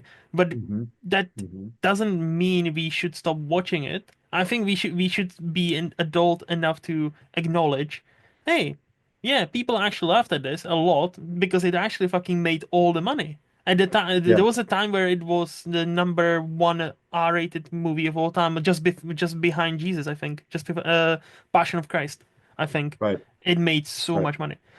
Yeah, And when yeah, you mentioned No Country for Old Men, that's a movie I need to rewatch because I only watched it once, and when I was too young to understand that movie. So I thought it was yeah, like, yeah, all right, it was all right. And yeah, I know now I would appreciate it much more. So it's definitely on my list of movies. They're due for a rewatch because it's been since like 2008, and I would have yeah, yeah. been 16. So Okay. that's not a movie for a 16-year-old dumbass. I'll say that. Yeah. It's definitely. I was dumb when I was 16. I'm probably dumb now. Like, in 16 years, I'll look at me myself now and be like, I was dumb when I was 33. Uh-huh. Again, you learn and you grow. That's all there is to Yeah, it. No, but some great choices there. There's some great yeah, choices yeah. there. So, what about some adult quote unquote movies? Anything from 2002 and 1975 you would rate 5 out of 5. Oh, there's so many. I I know. mean, so many. But if I had to think of what I like, Hmm and the criteria of what would make a 5 out of 5 for me hmm is originality. So don't give me a cookie cutter story. Don't give me something that has, that stereotypical happy ending and that sort of thing. So my list for this would include things like The Matrix. Again, hmm the Yeah. original Matrix. hmm Um, Gladiator, Fight Club, hmm Pulp Fiction, Forrest Gump. I mean, those types of movies. So and they're slightly different in terms of the genres, right? So hmm it's not necessarily, totally action packed and stuff like that. Some of them are a little bit more action than others, but Pulp Fiction, I thought was I'm not a huge Quentin Tarantino fan, to hmm be to be 100% honest, hmm but I think that he makes some really good films, hmm hmm right? And this film in particular, there was so much stuff going on, and different storylines, and they intersected beautifully. I thought that it was just a really beautifully done film, very entertaining. I loved all of the characters, all of them. hmm So just from that perspective, I was just like, wow, this is really great. And then a story like Forrest Gump that is funny and sad. It's a very sad movie, hmm right? So there are some comedic aspects of it, which I really enjoyed, but I love the again the storyline. Something that is totally original and very well done, hmm in terms of telling that story. I think that a lot of people can relate to that Forrest Gump character. hmm At least I know that I could, in multiple ways. So yeah, so that would kind of round off. But again, like I said, there's so many films I know. that I'm just scratching the surface.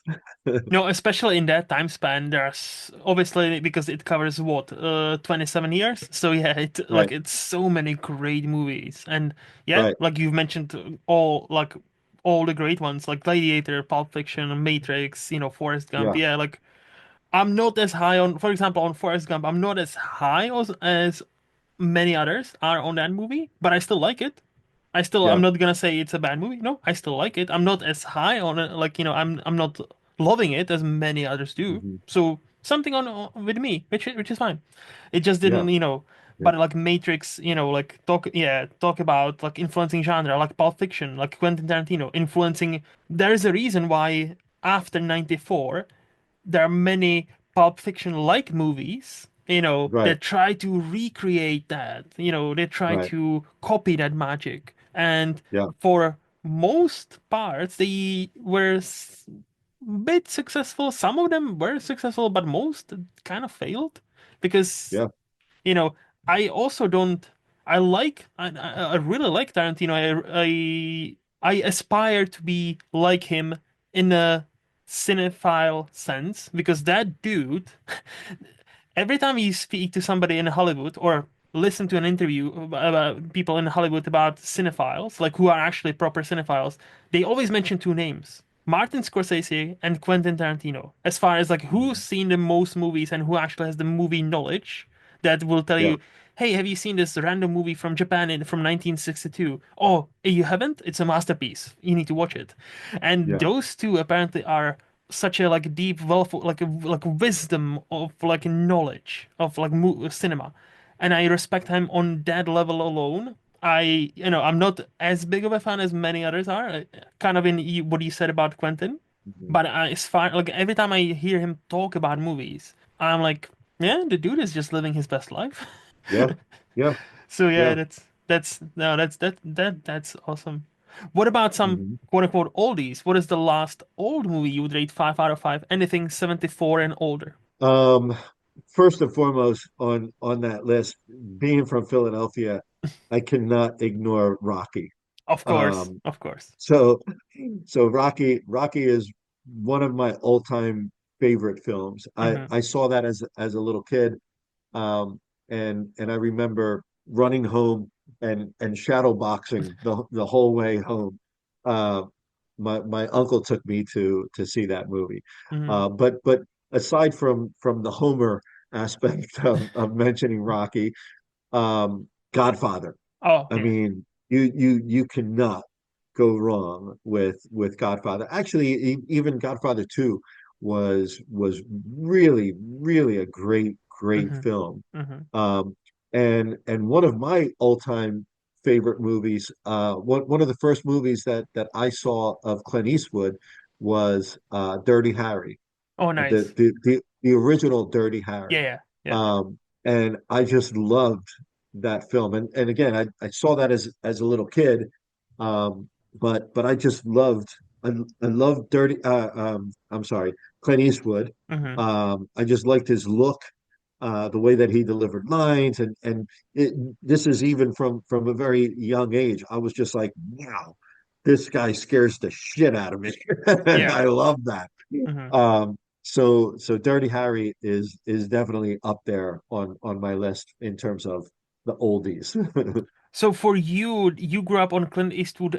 So for you, Clint Eastwood is always gonna be Dirty Harry first. Oh yeah, Okay, yeah, because for me, Clint Eastwood, I grew up. I only seen Dirty Harry when I was older, so I didn't grow up mhm. watching that. But what I grew up on was the good, the bad, and the ugly. Like for me, he's Yes, always been the man with no name, like that yeah, trilogy, and mainly that third one, which yeah, that poncho, the hat, just the attitude, you know. And obviously, Sergio Leone directing is also helping. Ennio Morricone scoring also big help. So, but like uh-huh, Clint at that era, I'm like, yeah, and then you hear stories how many ladies he's had in like 60s, 70s, and like I could see it. And yeah, and if you see his son Scott Eastwood, who looks pretty much exactly like him, and I'm yeah, like, that's a good looking fucking dude, and I'm a straight, Yeah, and I'm a straight dude, yeah, and I'm like, yeah, I see why this man would would get all the leads. I get it. Like there yeah. are some men I'm like really, but Uh, and there are others that like exude that kind of charisma, that kind of like something else. And the young Clint Eastwood, and I'm like, I get it. I totally get it. oh yeah, yeah, yeah, definitely. Very, very good looking guys. And I agree. His son is almost identically his identical twin Yeah, there's at no his age. paternity So test. There's no test needed for if he's right. his the actual dad. You just look at the pictures. Sometimes, like, it's like, really? Yes. That's their child? Okay. And then Yep. you look at the Yep. picture. Like Maya Hawke is if you don't know who Maya Hawke is, she's a daughter of Uma Thurman and Ethan Hawke.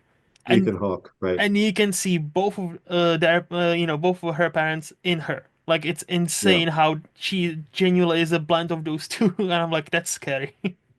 Yeah. Yeah. Genetics, Yeah. how do they work? Yeah. What would you say is your favorite movie decade? Uh, Favorite movie decade. What? Well, I mean, I think we kind of touched on that Hmm. when we were talking about the 2000 teens, Okay, right? So 2000 teens to present day, okay. definitely in terms of great films, special effects, Hmm. better acting, uh, action sequences. So all of that, huge improvements in terms of the overall cinematic experience, at least again, in my opinion. Hmm. Especially if you're a fan of action, which I am. So from that perspective, there's no comparison between movies made in that realm of time versus earlier, Hmm. again, particularly action films with special effects and stuff like that. Like I remember seeing Star Wars for example, and being blown away when I first saw it. And now if I watch Star Wars now, I would say this is the cheesiest thing I've ever seen in my life. Hmm. I mean, like not discounting the film Yeah, for what it is, but now it's kind of like that original what we were talking about when we first started. You don't know what you don't know, yeah, right? yeah. So at the time, I had no idea that it could be so much better, Hmm. right? But now that we're exposed to that, it's kind of like, yeah, lost its luster. But yeah, so I would say the 2000 teens, in my opinion, Okay. is great. No, we've had so many great movies in 2000s, 2010s. Like, Yeah, even now, like we've only are 5 years into 2020s, like the Roaring Twenties, yet again, yeah, on a different note. But even now, we've had some amazing movies. So, like, yeah, we're never, this is the beauty about being a cinephile. No matter what decade you pick, there's no really wrong answer because there's always right, something about, 80s have this, 70s have this, 60s had that. But, right. 90s had this, 2000s had this, 2010s we Yeah, gotten these movies, and now again, only 5 years into 2020s, we've all already gotten some amazing masterpieces where I believe they will stand the test of time and they will yeah, become new classics. But in order for them to become classics, we just need to have more time, and right, right. audiences will decide, hey, this is an actual classic, this is a cult classic, and yeah, we like this movie, Hmm. and yeah. Yep, yep. So, do you have any hot movie takes since we didn't discuss any, quote unquote normal, hot takes? Do you have any movie related ones? Um, I mean, when I think of hot takes, the thing that pops to my mind Hmm. immediately is pretty much any fight sequence in John Wick. You could take your pick. And the reason I say that is because they're all really well choreographed Hmm. and executed and filmed amazingly. Hmm.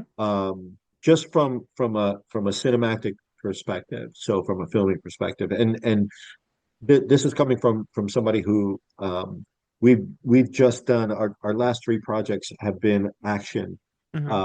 related. So literally studying how the hell did they film that? Hmm. What were the angles? Um, Holy crap! Did you see that? And rewind it. I'm by the way, I'm probably the worst person to watch a movie with because I'm always rewinding. Okay. I was like, I need to see that again. Hmm. Or I'll hit somebody in the shoulder. Did you see what just happened? Oh my God, let's go back and look at that again. Hmm. So yeah, I mean, like I think that just in general, all of the sequences in those films were done really, really well. Hmm. Um, so I would say that's definitely Interesting. top of my list. Interesting. You are second person who took this very literally, because usually what I'm looking for here is like I really like this movie, many people don't like, or I dislike this movie, many people absolutely adore. So Uh, I, uh, uh, I okay. was like when he started about John Wick action sequences, I was like, is he gonna say they are all like shit or overrated? I'm like, really? And then you start you keep talking. I was like, oh, I see what's happened. Okay, I see. Yeah, No, but yeah, no, like to be fair, 100%. Like especially John Wick should be studied. The entire franchise should be studied. How to do an action sequence, how to shoot and edit an action sequence, you know, right, as well. What helps is Chad Stahelski used to be a stunt coordinator. He used to be right, the stunt double for Keanu. That's how they met on Matrix movies. Back to right. go back all the way to the Matrix. That's how they met, and so he understands how to block a scene, how to but also what helps, he hires stunt people. Oh yeah, yeah. Also, what helps is multi-million dollar budgets. No, yeah, but even multi-million budgets, like you mentioned Tom Cruise and Top Gun Maverick, right? Yeah. Even him, such a big star, the companies always are against him doing his stunts because if Well, he right. injures himself or dies, they don't want to fucking deal with that. If he Yeah, injures himself, that means, oh, this movie is stopped for a month or two before he gets better. yeah, And our yeah, main star, right? So like even him, like like he's the last one who genuinely wants to properly do it, and or he's not gonna do the movie. But now, like I don't see many others who would have that kind of power. Have you like Speaking of Top Gun Maverick, it just popped up again. The story. Have you heard how that movie got greenlit? Have you heard that story? no, no. So the director Joseph Kosinski, he did Tron Legacy and all these movies as well. He pitched it to Tom Cruise. Well, apparently, he had a meeting with him for like 2 hours. He Mhm. explained like all the scenes, what he was going for, how it's gonna look, how it's gonna be shot. Apparently, they had like 2 or 3 hour meeting, right? And this is what he said, and he described it as like, at the end of the meeting, Tom was happy. He picked up his phone. He rang the head of the studio of Universal. Is it produced by Universal? Somebody like the top dog, like whoever is producing, like the top dog of that, like the director of that. And he just said, "Hey, just to let you know, we're making Top Gun Maverick, and you get us the financing." He in when one phone call, he made that movie happen because he has such a pull. And I'm Yeah, like, I'm not surprised. I was gonna say, like, I'm not surprised, but also, like, he's probably one of five, if that, people who in Hollywood, like actors wise, that have that kind of power. Yeah, Like, if he wants to make this movie, and if he wants to, make it happen, it's happening. yeah, So yeah. yeah. So I think we can move to the underrated part of this podcast where I ask you, Fabian, who do Uh-huh. you think is the most underrated actor we have right now? Um, I mean, right now there's I can name you like 30 or 40 actors that I know Yeah, yeah, I know.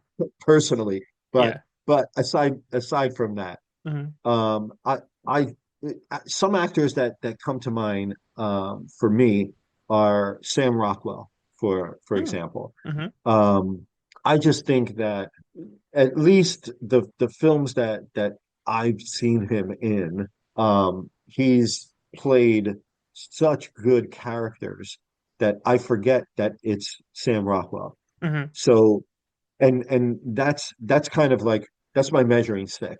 when I see, um, just for sake of example, when I see Robert De Niro Hmm. in a film, I'm like, yeah, that's Robert De Niro. Hmm.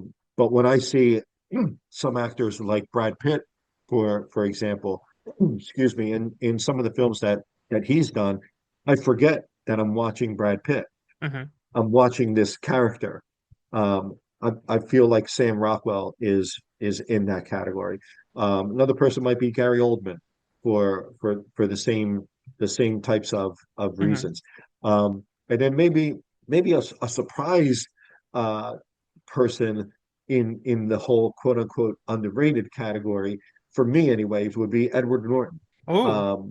Because again, I feel like he's an incredible actor who, in my opinion, just doesn't get the credit that he deserves. Hmm.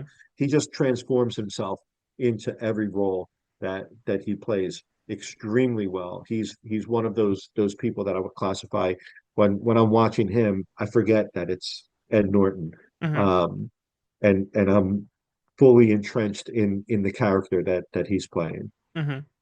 No, I was so happy when first of all, Sam, Rockwell, I was so happy for him when he finally got his Oscar. Well, finally, when he actually Yeah, got his Oscar for Three Billboards. Great yeah, performance, great movie, and he deserved it. And yeah, same with Gary Oldman when he finally got recognized after, talk about, a career. Talk about yeah. the different roles he played over 3 decades, 4 decades now, and nailed Mhm. across variety of different genres. And he Yeah, finally won also his Oscar for, Darkest Hour, about, playing the Winston Churchill. And yeah, the yeah, Edward Norton is the only one, despite all the talent and everything, he still doesn't have the Oscar. He still is not, as you say, he is recognized, but it seems like there's something that's just not clicking with the Academy at least, or just, yeah, yeah, but those are some good picks. Those, yeah, yeah. yeah. So what about some actress? Hit me with some actress who do you think is underrated? The person that's always on the top of my list is Kate Beckinsale. Oh, nice.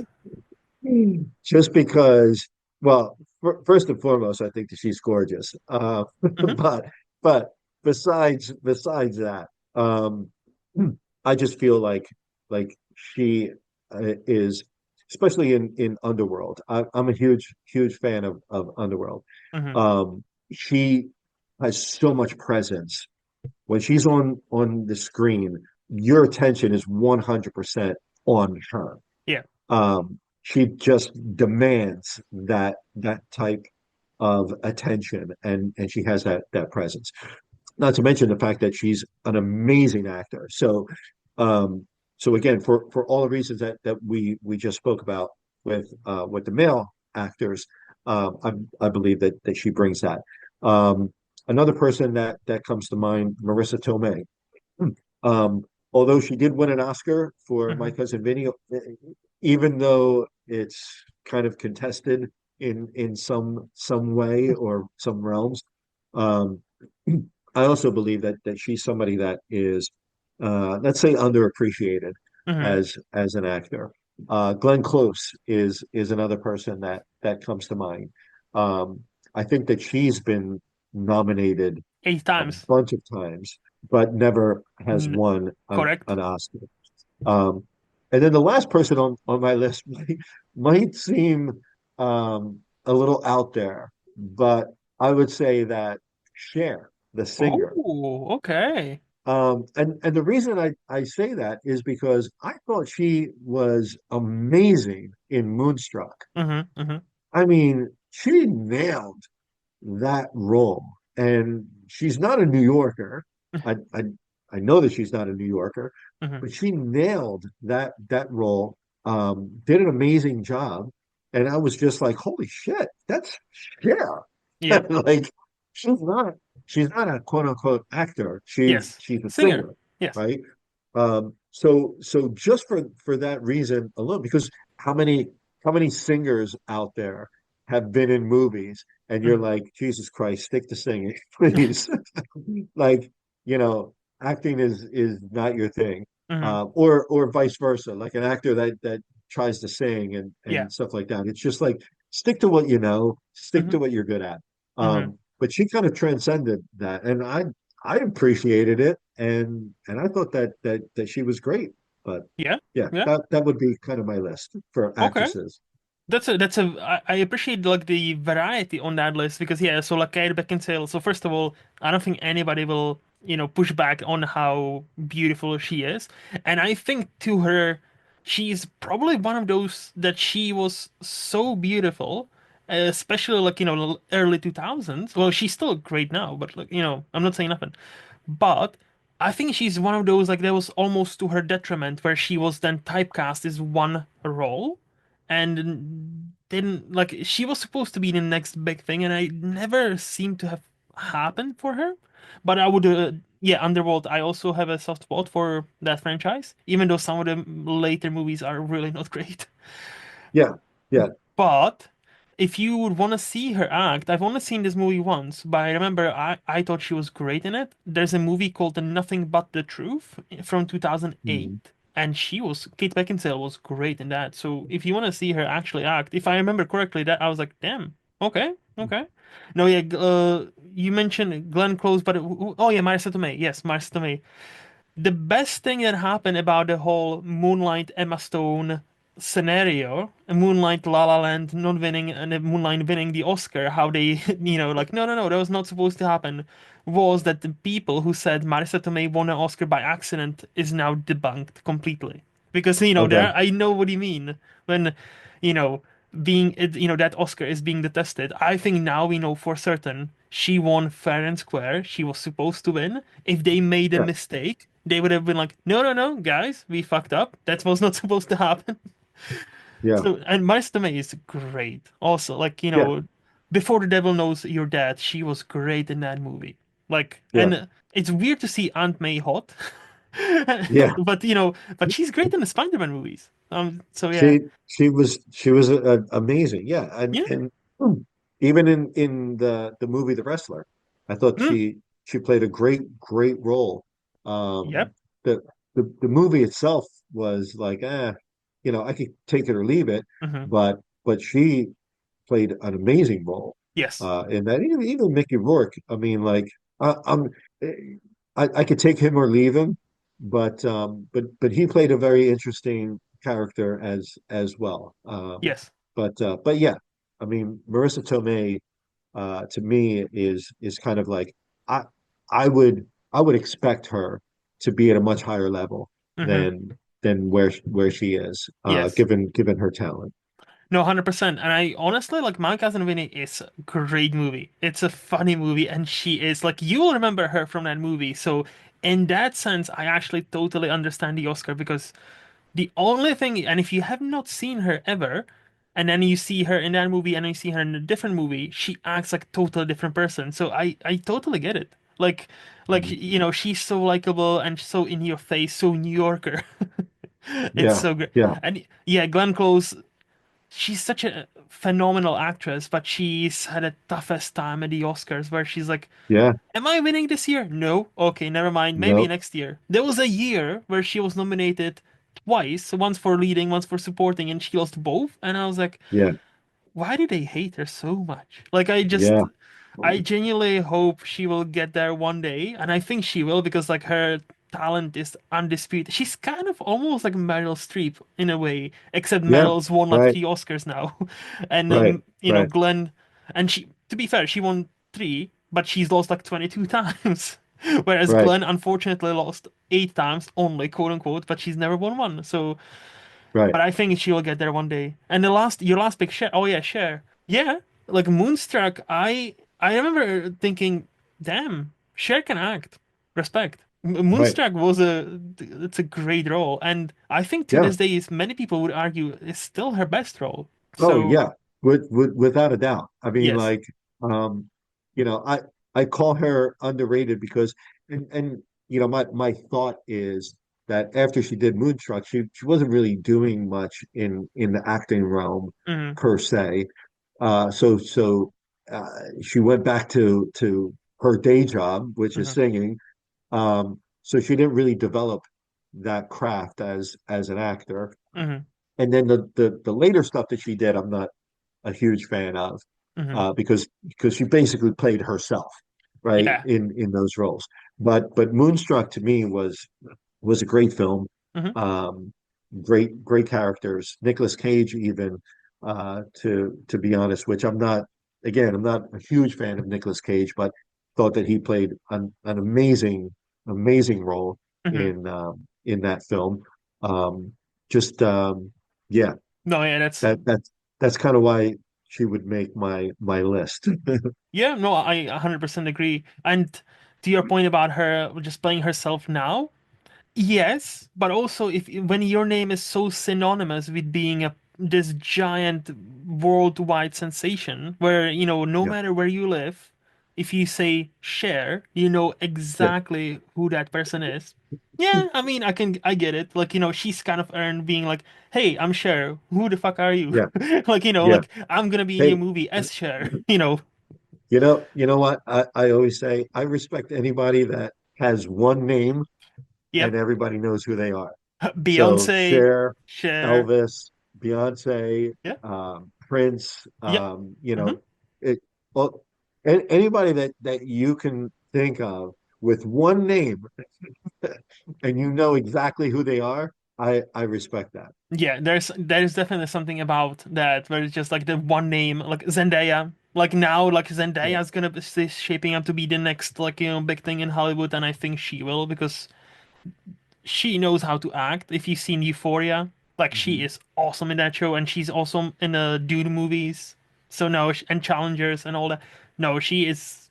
Yeah, she's gonna be kind of like there, like in 20 years. Yeah, she's gonna be the Hollywood royalty easily. So, who do you think is the most underrated director we have right now? Oh God. Um, that's hard to say, to be honest, because Hmm. usually the movies that I like Hmm. are are kind of like I look at them and I'm like, ooh, that's really interesting. I look at them more for cinematography, acting, and stuff like that. And honestly, and probably I should pay more attention to directing. Hmm. It's only when directing is bad that I notice it, Ah. and I'm like, that's a sign of a bad director. Hmm. Um, but having said all of that, the only person that really comes to mind is Peter Weir, um, Oh. Truman Show, Dead Yeah, Poet yeah. Society, Master and Commander. Um, that would be kind of the only person in terms of like underrated or doesn't get the respect that I feel is deserved. That would be kind of at the top of my list. But Hmm. other than that, and it's kind of like I said, I I notice I notice directing when it's bad. Yeah, yeah. No, like I'm pretty sure you were the second person who referenced Peter. I thought it was weird, but again, I don't know. So like, but I know exactly who you mean, and like Yeah, I totally agree because with like Master and Commander, like yeah, Witness, Truman Show, and Dead Poet Society, one of my favorite movies of all time. It's like, yeah, he's been like on a roll for like 3 decades, and but yeah. I think with him he always takes his time. Like, he's not your like Woody Allen before everything happened with him, where he was one movie a year, one movie a year, one movie a year. No, he takes his time. So like, there's times where it's like, oh yeah, 6 years and we only get and then one new movie out of you. But those movies are Hmm. usually pretty fucking great. And Yeah, yeah, quality, of yeah, everything like Truman Show, just Truman Show, Dead Poet Society, and Master and Commander, just those three movies alone, yeah, excellent. So yeah, hard yeah. to agree. I know the Yeah. next one is difficult because there are so many movies, but do you have one or two you wouldn't want to shout out as underrated? I actually have a few, but Okay, tell but me. we can only we don't have to talk about each and every one of them. But Hmm. um, I I feel like in terms of either box office or Hmm. awards or whatever the case may be, American Psycho, Heat, Reservoir Dogs, Fight Club. There's this movie by my guy Sam Rockwell called The Winning Season, Mm, which is kind of cheesy, but again, I thought it was a good film, mm, and he was the producer mm, on that film, not only an actor, but so yeah, but American Psycho I thought was a great film. Not a Christian Bale fan at all, not even a little ooh, bit. how come? I just don't like him as a person. I think he's a horrible person, but he's a great actor. Um, I think you can say that sentence about like 70% of Hollywood, to be honest. I'm just gonna say yeah, that.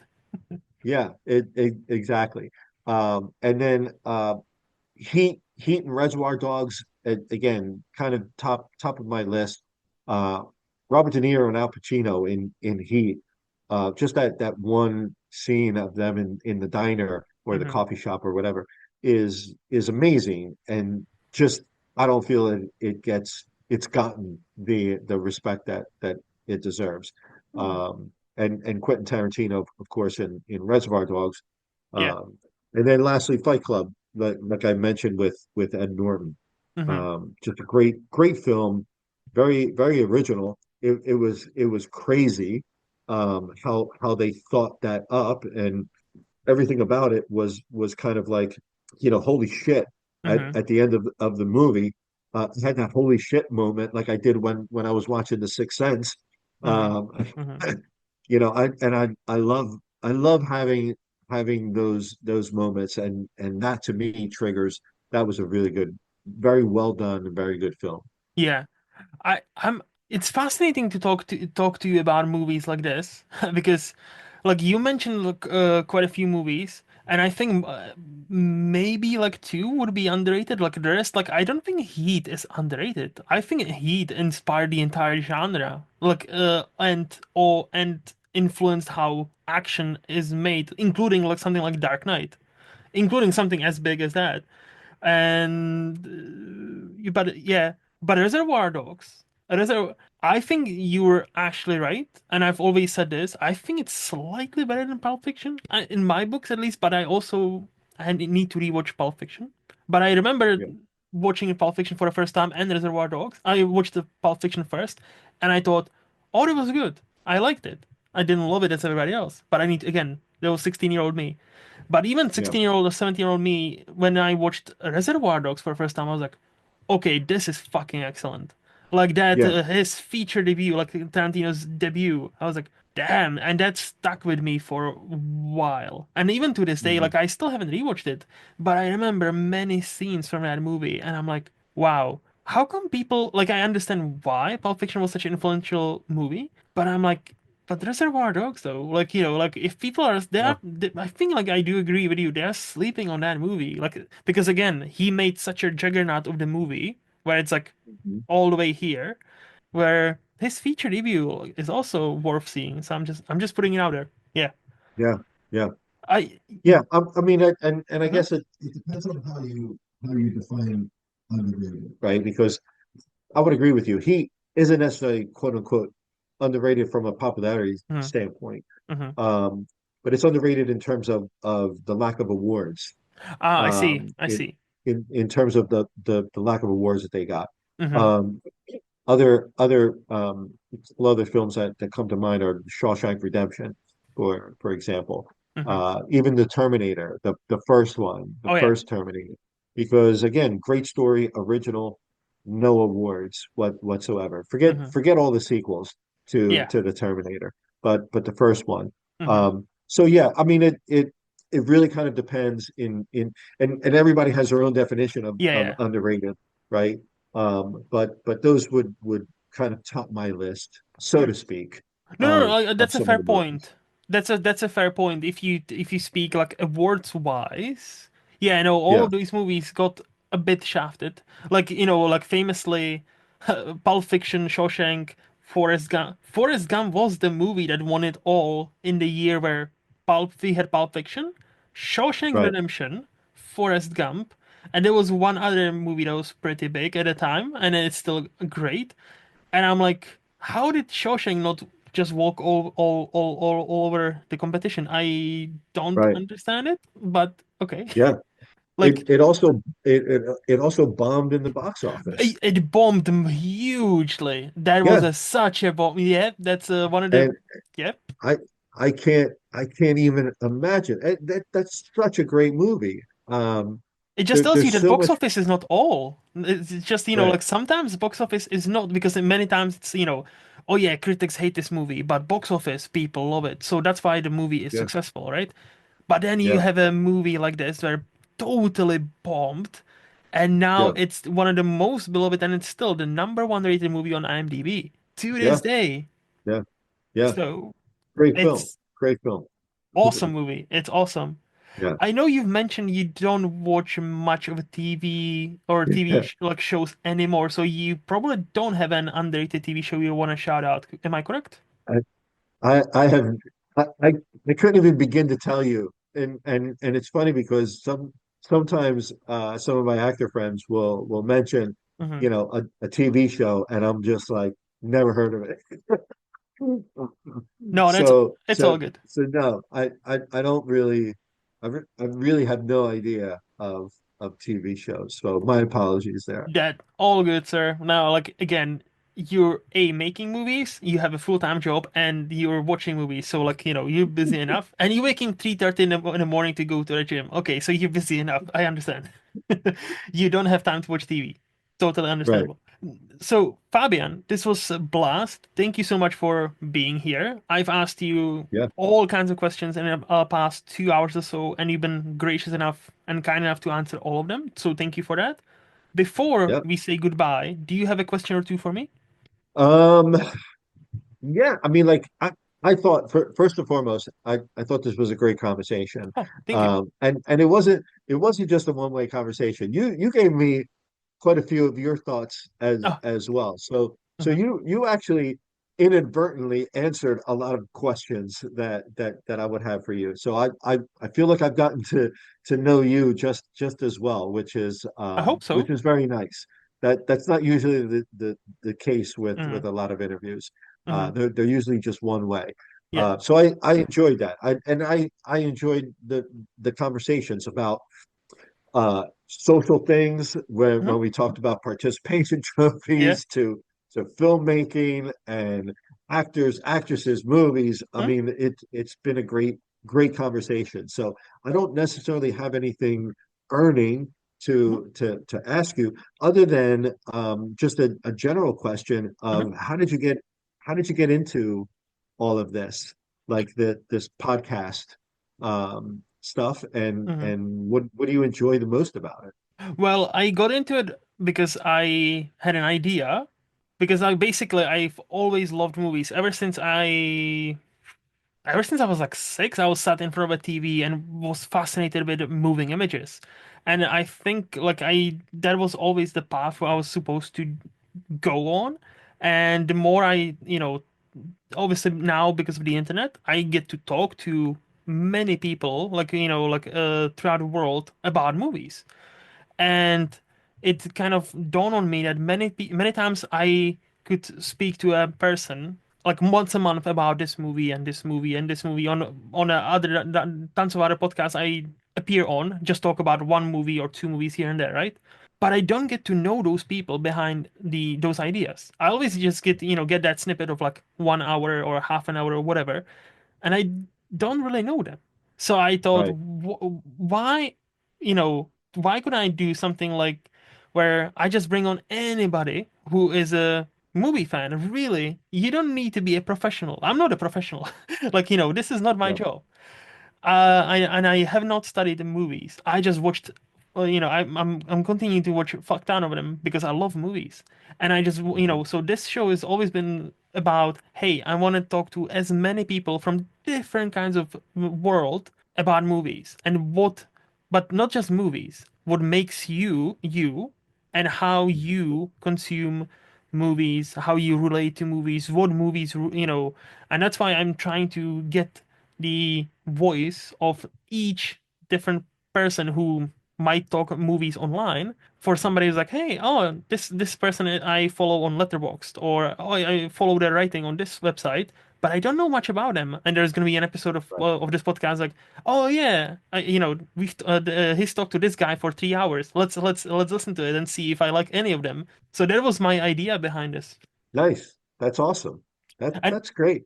I and then love to that. your second question, to your second point, and what I like most about it is exactly that, meeting, even though virtually, people from different parts of the world, mostly Americans, Mhm. really, but I had some Australians on this show as well, and I would love to get more like hey, Europe, India, like Asia, like Uh, anybody who's a movie fan, hit me up. You can all, like yeah, like anybody. I'm willing to talk to anybody about anything because, like, I think movies and this medium, this art, should really connect us rather than divide us. That's why I yeah, try not to ask many, like that's why I don't have questions like, what do you think is the worst movie of all time? No, there's many people who ask this question best, no. Let's shout out some underrated movies. Let's shout out some underrated movies. Like, let's yeah, pick different decades and talk about variety of movies, not just, yeah, yeah, yeah, we're gonna talk about, I don't know, this popular movie, this MCU movie for an extra 2 hours.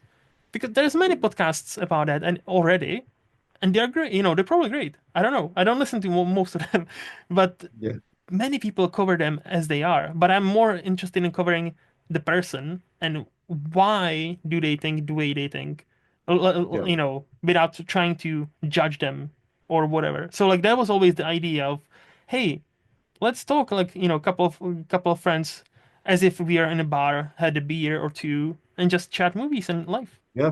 That's awesome. That's Yeah. awesome. Well, it's been a blast for me. So Likewise, I sir. I appreciate that. No, thank you. And if people were to follow you, what's the best place for them to find you, or where is the best place for them to find you? So the easiest place is fourolivesproductions.com is our production company website. Hmm. Within that page, you have links to our social media, both myself and Mariano. But on Instagram, Fabian Farina, the number 215. Hmm. You can find me on Instagram, and the reason for the number 215 is that's the area code in Philadelphia. Ah. So it's not a random thing. There Hmm. there's a rationale for it. Hmm. Also on Facebook, Fabian Farina again 215. So with that Fabian Farina 215, you can find me on social networking. All But right. but yeah, Four Hours Productions also has links to our films on Amazon, on Tubi, and stuff like that, Hmm. and all the latest news on what we're working on and that Hmm. that sort of thing. Okay. Those links will be down there as always, so people can click on them and find you. For me, Awesome. as always, in movies lost on Letterboxd, lostinmovies.co.uk, which is my blog, or here every other Friday. And yeah, that's it. So this podcast is part of SPDM Crew Media, and special thanks goes to HiFlyer Creative for designing my logo. To see what else they have happening, visit HiFlyerCreative.com. And until next time, bye bye.